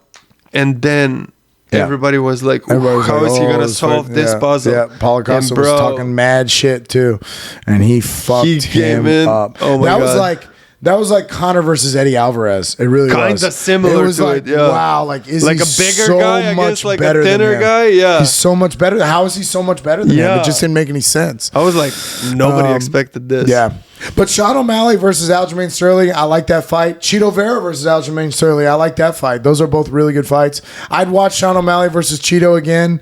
How about Peter Yan? I feel like he was unlucky, man. He was unlucky, but he did this to himself. Losing the belt and then now the decision with O'Malley. Listen, if Sean O'Malley's not good or he's so unworthy, then knock him out. But you couldn't. Peter Yan. No, bro. It was a war too. It was a war. The thing is, with that fight, for some reason, when it ended, I thought it was 5 rounds. It almost felt like a championship fight. Yeah, when you're watching it, I was like, oh, that's Sean O'Malley proved a lot in that fight too. He proved that he can hang. I mean, Peter Yan is easily the biggest competition. Well, I guess Chito Vera. He did face Chito Vera, but and Cheeto's gone on a run, man. Chito has fought really well. I mean, the fucking front kick to Frankie Edgar's face was incredible. I like Chito Vera as well. I think he's a problem for Aljamain too. So for everybody, savage on the ground as well. I did not even write the strawweights on there because I don't count those little men. But why? They're because there's only 2 of them. There's only Davison, Figueredo, and fucking Brandon Moreno or whatever it is. And I think they're about to have their 4th fight or something like that. They're about to fight again? I think so. All Who right. cares? The fucking strawweights don't matter. Stop it. They don't matter. Yes, they do. Name me your favorite strawweight. I mean, Mighty Mouse. That's right. Name me another one. Oh, wait. I mean, right now, current. You don't have one. I only know. Because they suck. Because they all suck. That doesn't mean I don't care for them. Amanda Nunes would kill every one of them. I don't know though, but I'd want to see it. You thought about it, didn't you? You were like, I don't know, and then you're like, I mean, Davison Figueiredo. Amanda Nunes versus both of them. Ooh, amazing. No, not two men. Two men would kill her, but no, 2 men would kill her. 2 men could figure it out. 1 man probably. The disrespect for Juliana Pena. Oh yeah, she's the champion. No, she's not. Did you see that second fight? What are you talking about? Amanda won it back. Did that already happen? Yeah. She killed her. One of us is very wrong. No, I'm telling you. Juliana Pena is a champion. What are you talking about? She lost it. Damn, is this really bad? Yeah. Are we this stoned? I think. No, bro, you're very wrong. I'm not. Here, I'll look it up right now. They haven't fought after this. They did. They absolutely did. I believe she submitted her. If I'm not mistaken. Yeah, you are mistaken. No, I'm not. Here we go. Yeah. You mean unanimous decision. Sorry. Champion. Who? Beat Juliana Pena on July 30th. When was this? Oh, you don't remember this? Bro, her face was butchered. Juliana Pena's face was completely butchered. Like broken nose, 2 black eyes, had just gotten the cage with a tiger and just been destroyed. Really? Yeah. I'm not lying to you. Look, it's right here. It's right here. Damn, I still don't remember this. No. I don't know why. She lost by submission and then I think, let's see. So that makes her the unbelievable. She's like both champions still, I think, too. Yeah. She's the bantamweight. Well, she hasn't fought that for the featherweight. Bantamweight. Has she fought for that too? Oh, she fights at 135. She really could honestly kill Davison Figueiredo. No, but has she fought featherweight? When is the last time she fought their featherweight? Well, they got rid of that division. Oh, okay. Yeah. Okay. Because it was just Cyborg and her. Yeah, and they have bantamweight with Shevchenko now. Bantamweight's 135, and then Shevchenko's the champion at 125, and then eventually, but Amanda Zhang Weili, 115. Yeah. She won it recently. Yeah, she won it back. But Amanda Nunes could never make 125 ever in her. No, Shut the fuck up! Shut your fucking mouth! I can't yell. Oh, they're taking advantage of a broken man. That's the new dog. That's the new German Shepherd's bark. That's quite a bark, ain't it? But yeah, we got let's see, man, we talked about let's just quickly talk about some of these great fights. John Jones versus Gustafsson won straight off cocaine and hookers. The man came in there and went to fucking war. That was one of the best fights I've ever seen. I remember at the end of that fight seeing them both in the hospital together. You know, it was just unbelievable fight. 5-round war. Izzy versus Kelvin Gastelum. That's where Izzy looked at him across the ring in the 5th round and said those words. I'm prepared to die. This isn't your time. I'm ready to die. We got Nate Diaz versus Conor McGregor 2. That second fight was incredible. People don't want to pretend like that Conor didn't win that fight, but he absolutely won that fight. It's hard to argue with Josh against that. Dude, he won. He did. The 5th round? He did. 5th round was amazing. The 5th round was amazing. You saw a champion in Conor come out where he said, "You know what? I got to do this." We've gone back and forth here. At 170. The zombie that is Nate Diaz, bro. He took some fucking shots from Conor, bro. Nate Diaz got clipped a couple times in that fight. He got hit so hard, and he just kept coming forward, bro. You watch Conor. Nate won. Conor hit him so fucking hard. Yeah. It was unbelievable. I think he clipped him in the first round too. In the first fight too. Left, boom. A straight left right down the middle. Yeah. Where it was like, how the fuck is he still standing? Conor came out again like that. Boom, cocky, wide in the middle. Yeah, and then it just went to the ground and it was no good. Yeah. That Dustin Poirier versus Justin Gaethje. I love that fight. That was one of the best fights I've ever seen. Robbie Lawler versus Rory McDonald. Damn. Holy shit! Where they lip busted open. Where Rory's nose was never the same him again, and Robbie Lawler's lip was fucking flapping in the wind. Yeah, that fight was something else. Something else. Max Holloway versus Calvin Kattar. We talked about that. Amanda Nunes versus Chris Cyborg. Holy fucking shit. I mean, we had built this up as the greatest fight of all time. Oh my God, it's going to be amazing. And Amanda Nunes just came out and just fucking I actually bet money and won on that fight. You won? Yeah. You said Nunes? Yeah. Amazing. I won off, somebody bet me about Ronda Rousey and Nunes. Oh my God. And they did not watch the UFC, and I was like, I'm telling you, bro, this Amanda Nunes chick is a fucking terrible bet. Problem. They were keeping her away the whole time. Everybody Dana wouldn't let Amanda Nunes fight Ronda Rousey for years. Knew that too. They just promote the hell out of it. They would not let Ronda Rousey. UFC did good. They did. And it's what they're doing with Paddy the Baddy and Sean O'Malley right now. Conor versus Eddie Alvarez. We talked about that fight too. That was the one that solidified his dick in my butt. Just fully in on Conor McGregor. That was where I fell in love. That was where I said, okay, he's my guy. I will put him on my Tom Brady, LeBron James, Conor McGregor. I will always ride for you. It was amazing, bro. It was amazing.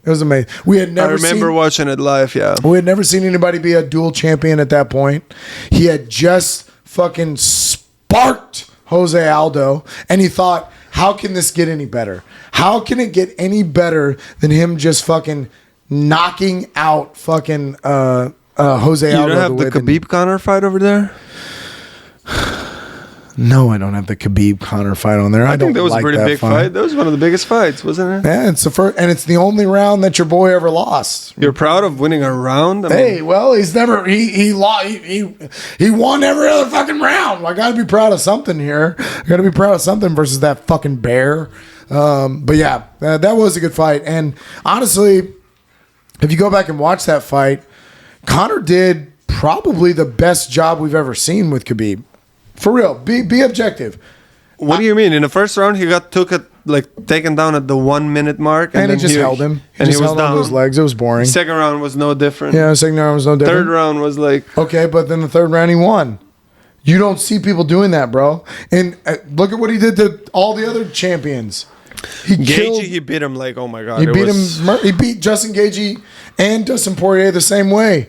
He just fucking ragdolled them. They couldn't do anything. Charles Oliveira, who we thought, like, at one point we thought Tony Ferguson could do something versus this guy. I really thought so. I know. I really thought Charles Oliveira could beat him. Like, I really did. Now we know Tony Ferguson would have died versus Khabib as well. No, yeah, I don't think anybody can beat Khabib, bro. Khabib is something else. Islam, no, too. You have to admit, Conor did the best.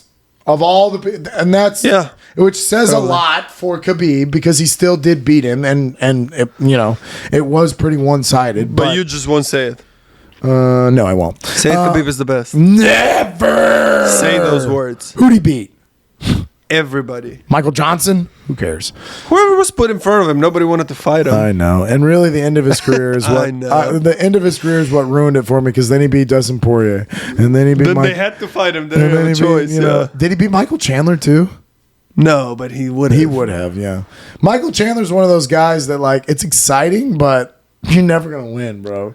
You're never gonna win. Not acting like that. Like he gets fucked up too much. But that's his style. That's how he does it. Okay, well, if your style's losing, then that's fun. But bro, it's not that he's losing. The competition is like very tough. Between, like he's at the pinnacle. Like it's anybody can beat anybody. I feel like over there. Yeah. I mean, obviously not Islam, but the rest of them, like. Anybody can beat anybody. Who did he front kick knock out? Was that Tony? That was Tony. Yeah, that was Tony Ferguson. Yeah. And then let's just talk about this here because you're right. There is no Khabib on my list.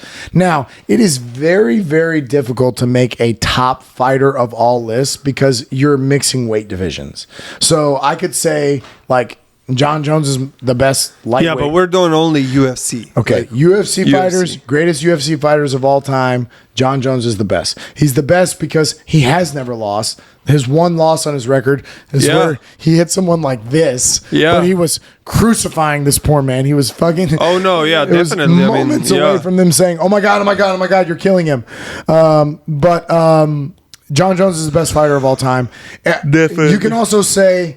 And I mean, maybe Francis Ngannou is the outlier in this, but you lock John Jones in the room with anybody, including your boy Khabib, and he kills him because he outweighs them, and he's faster, and he's stronger, and he's just a killer. He's just a murderer, and he seems to not care about getting hit because I've seen him in fights with dudes like Thiago Santos and Dominic Reyes and Alexander Gustafsson and DC. Oh, the one with Dominic Reyes was that close. Fucking rock him, and he just he's got that Nate Diaz where he's like, I don't care. You can hit me as hard as you want. And he had he's fought everybody. The light heavyweight division is a mess because he's beaten them all. I know, but generations too. Imagine he has fought Chael Sonnen. He has Jan fought Blachowicz.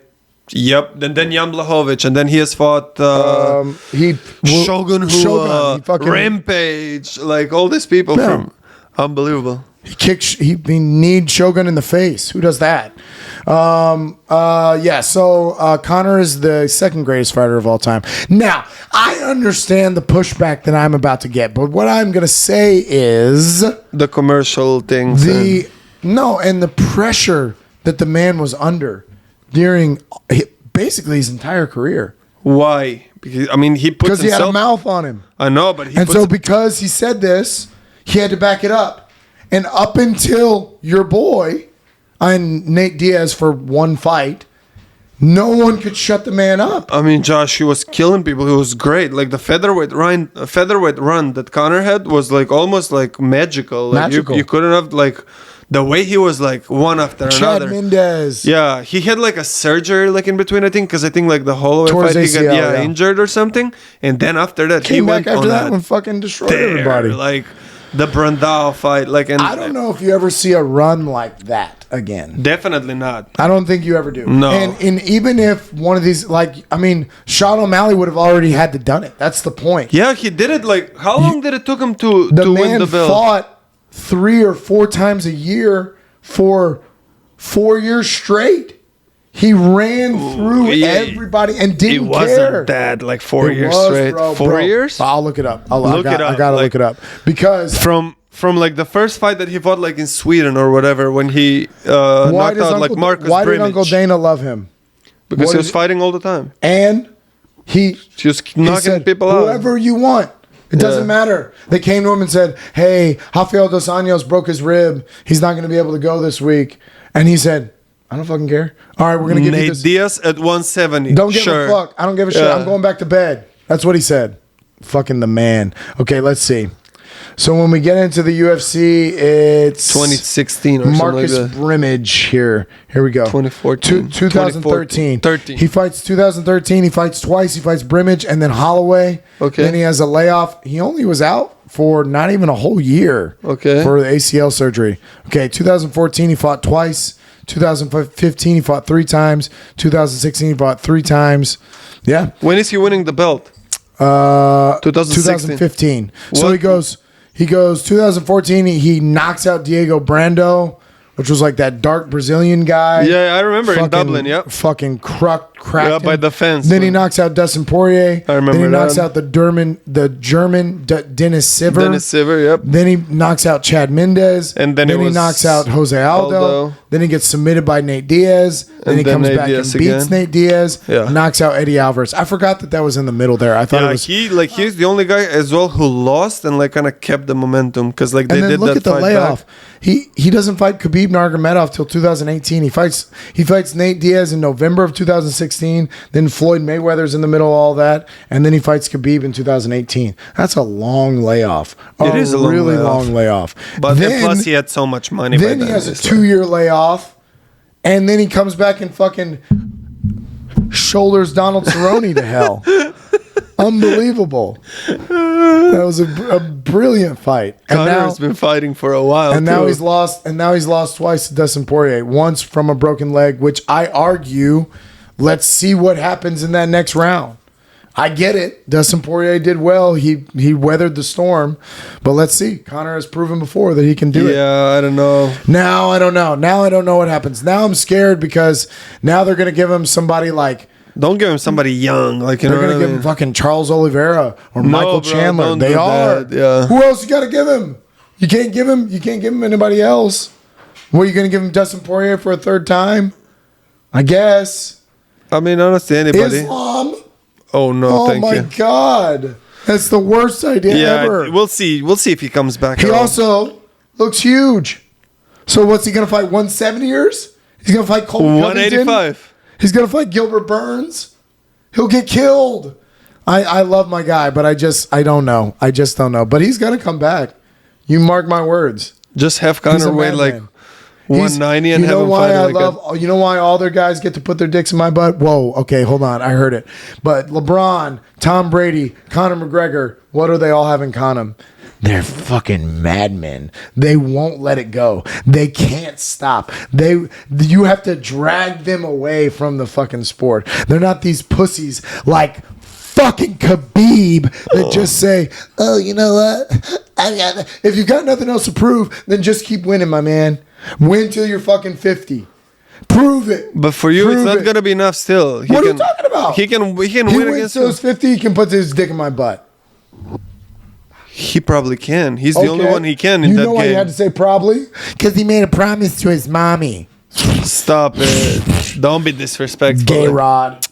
Look at this guy. And then after that, we got Anderson Silva. I was a huge Spider fan. His run also that he went on was unreal. There were moments where it was like he wasn't even fucking trying. He was just. I probably told you this, but do you know what's the first UFC fight I've ever seen? Full UFC fight?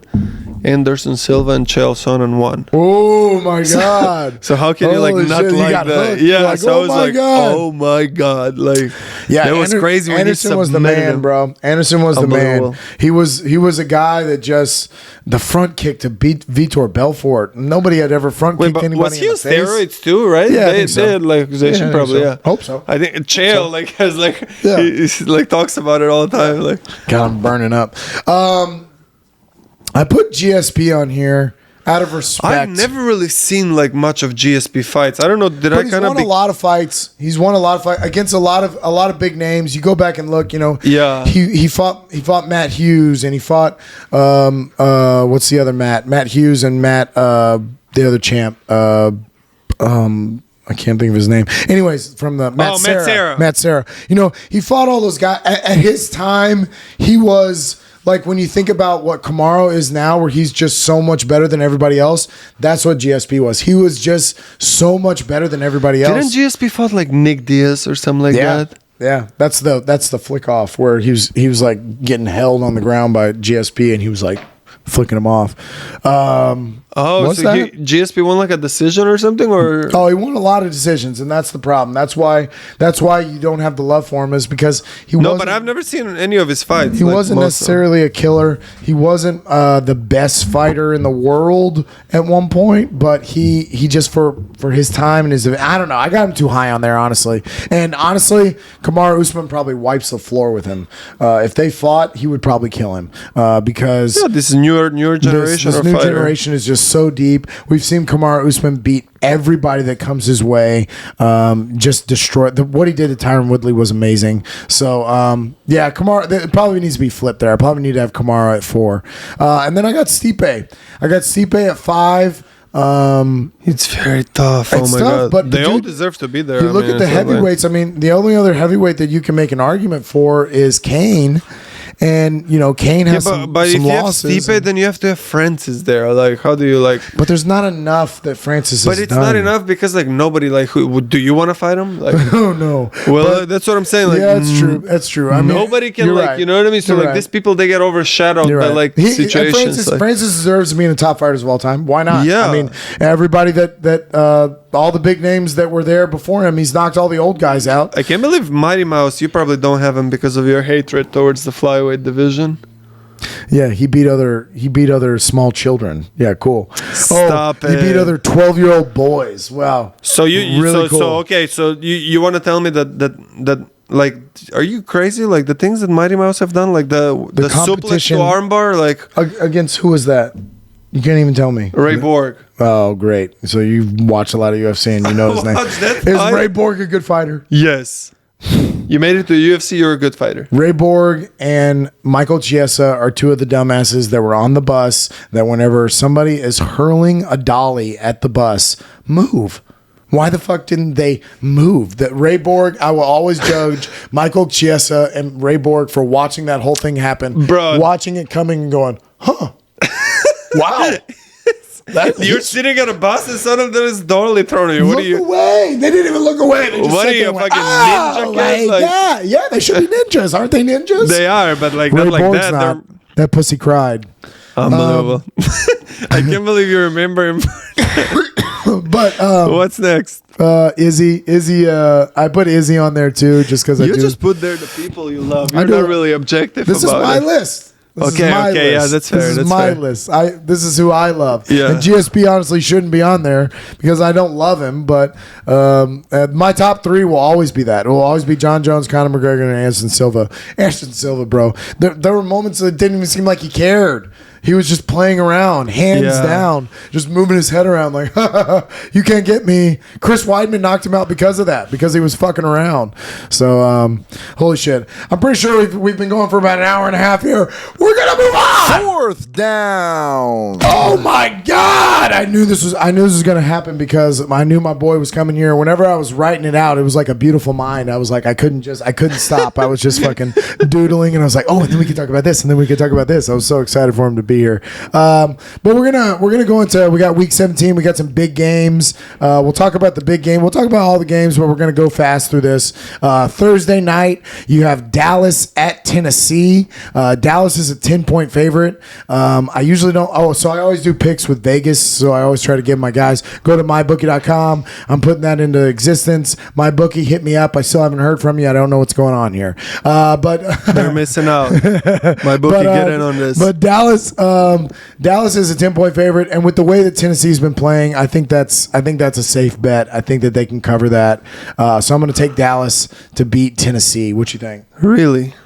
Well, it's hard to. Yeah. You think? I'm going with especially with the way. Dallas, Now, this is a big playoff. I game. love an underdog. This is a big playoff game, too, because Tennessee needs this. If Tennessee can get this win, they can get back into the hopes of that they can win their division and they can get into the playoffs. If they lose, it's all but over because Jacksonville's got Houston. So if Jacksonville can't beat Houston, I mean, who the fuck knows? Yeah, then on the other hand, Dallas, no matter what, they're going to be fifth, right? Yeah. Because no matter what happens, True. they're So you're saying what's the point of playing some of your guys? They may be like resting players, so that's what I was hoping for. They may. But then even if still, if they play with the backup quarterback like Cooper Rush. No, it's not impossible for Dallas to win the division and be a higher seed. That's not true. They are not locked in at the 5. If they win out and Philly loses out, they can still be first. They can still or they could be the division champions. They could overthrow Philly as a division. Okay. So they're not going to rest anybody and they're going to play. Oh, so yeah, they're going for so it. So Tennessee's probably going to lose this game. Yep. Yeah, Dallas. Jacksonville, Houston. I pick against Houston every week because I want that number 1 pick. I'm going to do it again. Jacksonville's a 4-point favorite. I think that's plenty. Jacksonville's been playing a lot better football, and I think they go ahead and they get this win. So you think Trevor Lawrence is the dog? Yeah. I think he looks good. He looks really good. Yeah, he looks really good. And next year, fantasy football wise, I'm picking. I'm into the Jags. Too, yeah, I'm into the Jags. Evan Ingram, Christian Kirk, Zay Jones. Fuck Zay Jones forever. You should hate Zay Jones for what he did to you. Fuck Zay Jones. Arizona at Atlanta. Hey, Red Zone, keep this out of my eyes, huh? I don't need to see this at all. You can go ahead and just show. Are they both out? Yeah, they're both out of contention. Oh yeah, neither one of them are. Well, technically, yes, Atlanta's out now. Atlanta's out. They are. Yeah, Atlanta's a 3.5-point favorite. I took Arizona in this. I don't know. I just picked. It really doesn't matter. What you think, Arizona? Yeah, I'd go with Atlanta actually. Cordarrelle Patterson. Yeah, for the fuck of it. My boy. Chicago at Detroit. Another one that doesn't really matter. Detroit's in this, and they can still win. Chicago's out of it, but if Detroit loses this game, they are all but out of it. They are a 5.5-point favorite at home. I'm going to take Detroit. I go with the Lions too. Yeah, they'll keep their playoffs hopes alive, and I think they get this win. Denver at Kansas City. The only reason I didn't put a star by this because Denver is completely out of it, so it really doesn't matter. And Kansas City is all but locked up in that 1 and 2 spot. They need the win. They're a 13.5-point favorite. I don't like big numbers like that. Usually when I see big numbers like that, I would say... Yeah, but that's what everybody says. I say bet against that. But the Denver Broncos... The Denver Broncos are fucking trash. Yeah. Did you see them get stomped out by Baker Mayfield and the Rams? Baker is playing rejuvenated. I know, Maybe but this is it. Yeah, no. Baker is the best. He made all paid this Matt money Stafford, of though. commercials. They paid Matt Stafford. It doesn't matter. It does. You can't get rid of Matt Stafford now. That's all right, but Baker made all this cash anyways. He can play for less money now and just enjoy Yeah, it. it's still Matt Stafford's team, but I hear what you're saying. But I think Kansas City wins this game. I think it is by 2 touchdowns, so I'm going to say that they will cover that 13.5. It's a really big number, though. Maybe Denver has something to fight for, but I ain't seen it. Miami at New England. We already talked about this a little bit. This is a big, big game. If New England wins this game, they can make themselves the 7th seed, and Miami will fall out of the playoff hunt. All of the rest of the playoff spots are locked up. Like I said, the Chargers and Baltimore have those other wild card spots. So there's only one wild card spot left. Now, Tennessee is fighting with Jacksonville to try to get that 4 seed. It's unlikely that they would get that 7 seed. It's not impossible, but it's unlikely. But New England, the Jets, and the Pittsburgh Steelers are all fighting to get in that Miami spot. And if Miami can get this win in the cold in New England, and I'll tell you, Tua has not looked good in the last couple games. And Patriots can play defense. They can play defense. And Tua threw 2 really bad interceptions at the end of that Packers game. I know the Tyreek Hill touchdown too was kind of like a little underthrown, like short. Yeah, and it always is. It always is. Tua just but I like the Dolphins. I like that they're new, they're young, they're energetic. Yeah, I like Mike McDaniel. But I don't know, bro. Bill Belichick is gonna be there like Darth Vader, like just fucking. Yeah, you're right. You're right. So that's a really good game. New England's a 2.5 point favorite at home. I'm going to take Miami. I go with New England. Okay. I'm going to take their Miami to keep their playoff hopes alive. And that's my team plus New England. Yeah, okay. Sure. Go Patriots. Yeah, because of Tom Brady, but, that's neither here nor there. I stay with the team. Okay. I put dicks in butts. What can I say? Indianapolis at the New York Giants. Doesn't matter. Hey, Red Zone, keep this shit out of my face.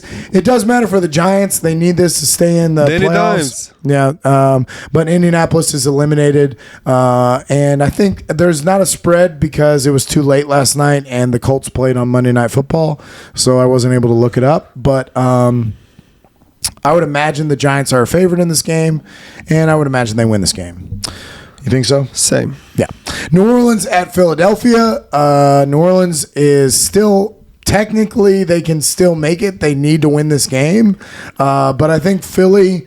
Look, Philly almost came back and won that game versus Dallas with Gardner Minshew.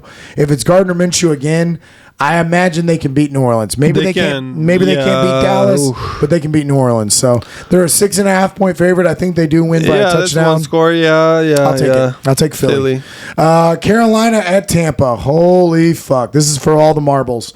Tampa has got to win this game. Stop. If they don't, Carolina will win the division. When it matters the most, we're not gonna choose against Tom Brady, are we? Well, if you don't know, welcome to the Tom Brady Hour. I pick Tom Brady every single week. I don't care who the opponent is. When it was Tampa Bay versus Kansas City, I picked Tampa Bay. When it was Tampa Bay versus Cincinnati, I picked Tampa Bay. I love you, Tom Brady. And we're no different right now. So. That's right, Tom Brady. They're a 3-point favorite at home. That's interesting with the way that Carolina's been playing and the way that Tampa's been playing. You would think maybe it'd be a little closer, or maybe even Carolina would be the favorite, but that's a huge game. Cleveland at Washington. Washington needs this win for sure, but Cleveland, they're eliminated after the loss, and I just don't think they have enough to win this game. Washington's going to play; they're going to throw everything they got. So I think Washington can win. They're a 2-point favorite at home. You think Same, so? Yeah. San Francisco at the Vegas Raiders. I also have a new rule. I don't pick the Denver Broncos and I don't pick the Las Vegas Raiders because they have disappointed. The Raiders have disappointed me way too many fucking times. And I think the Niners easily win this game. They're a 5.5 point favorite on the road, but their defense is too good. And, Brock Purdy's playing well. So doesn't have a lot of playoff implications because Vegas is out of it, but San Francisco needs this win. So they're probably going to play and beat their ass. Yep. The Jets at Seattle.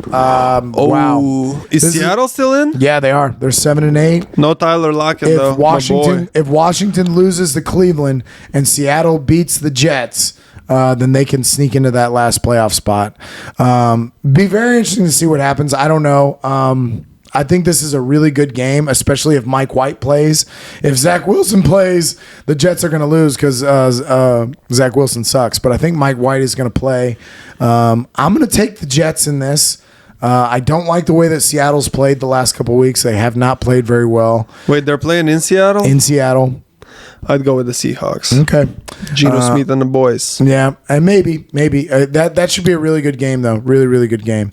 Minnesota at Green Bay. Oh, boy. So with the way the year started, it looked like Green Bay wasn't going to matter, and who cares? But now Green Bay wins this game. They stay in the hunt, and they possibly can get that last playoff spot. So they're going for it. They're going to try to win this game.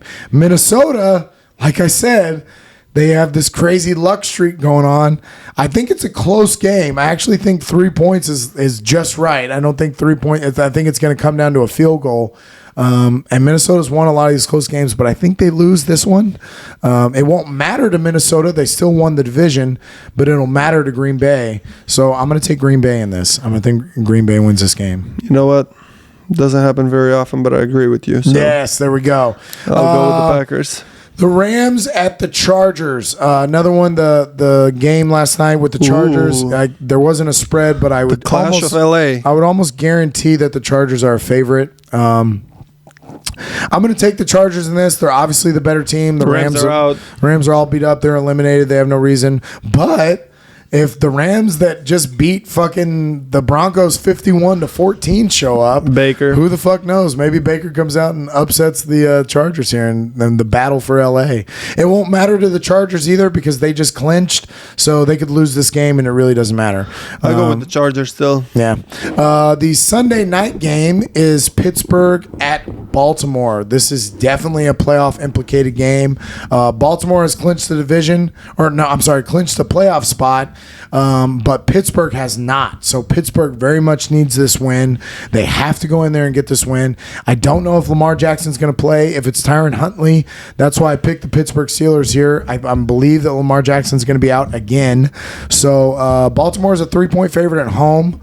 But I still think Pittsburgh goes ahead and gets this win. So good, really, really good Sunday night game. They flex this game into this game. They move this game. So I go with the Ravens. Yeah. Yeah, I mean it's going to be a close game. I understand why you say that. I think it's pick 'em like one of these. The Ravens should win the game because they're a better team, but you know Mike Tomlin's a really good coach. So he's like, I didn't know that because obviously newer to football, but he's been there for a long time. Never had a losing season ever. How long is he in? 10 plus years. It's got to be over 10 years, and he's never had a losing season. And he's won like 2 times, right, as a head coach? Once. So Ben Roethlisberger has only 1 ring? No, he has 2. But he won 1 with Bill Cowher and 1 with Mike Tomlin. It was before? It was a split. Oh, yeah. Okay. Yeah. And then, man, the game of the week, possibly the game of the year. Let's fucking go with Monday Night Football. What a great Monday Night Football game. Buffalo at Cincinnati. Ooh, doggy. Wait, so doggy. They're not in the same division, so they haven't played yet. This is their first time playing each other. A 12-3 team versus an 11-4 team. You got, if oh my God, this game. Let's say Buffalo loses and Kansas City beats the Broncos, then that means that Kansas City would rocket up into the 1 seed and then they get a bye. Let's say that Cincinnati loses and Baltimore wins. That could flip them and Cincinnati could go down to 5 and Baltimore could be the division champs. There's so much with this game. They've got Buffalo as a 1-point favorite. I also have another tradition here where I pick my man Swaggy Joey. I always go with Swaggy Joey B because he's my new boy. I've lubed it up and I've got his dick ready to go. He's just got to prove it to me. But I do love me some Swaggy Joey. I am gonna go with the Bills. All right, here now. Josh Allen, the Winter Soldier. The Winter Soldier, who. Well, I don't believe that's true. Yeah, well, I've seen it too many times that it is true. So, this was amazing. I'm for certain this was a 2-hour podcast, but I love you. Thank you for coming out on my B-Day. We got to do this again. Fuck the algorithm. Fuck your mother. And fuck off. Later.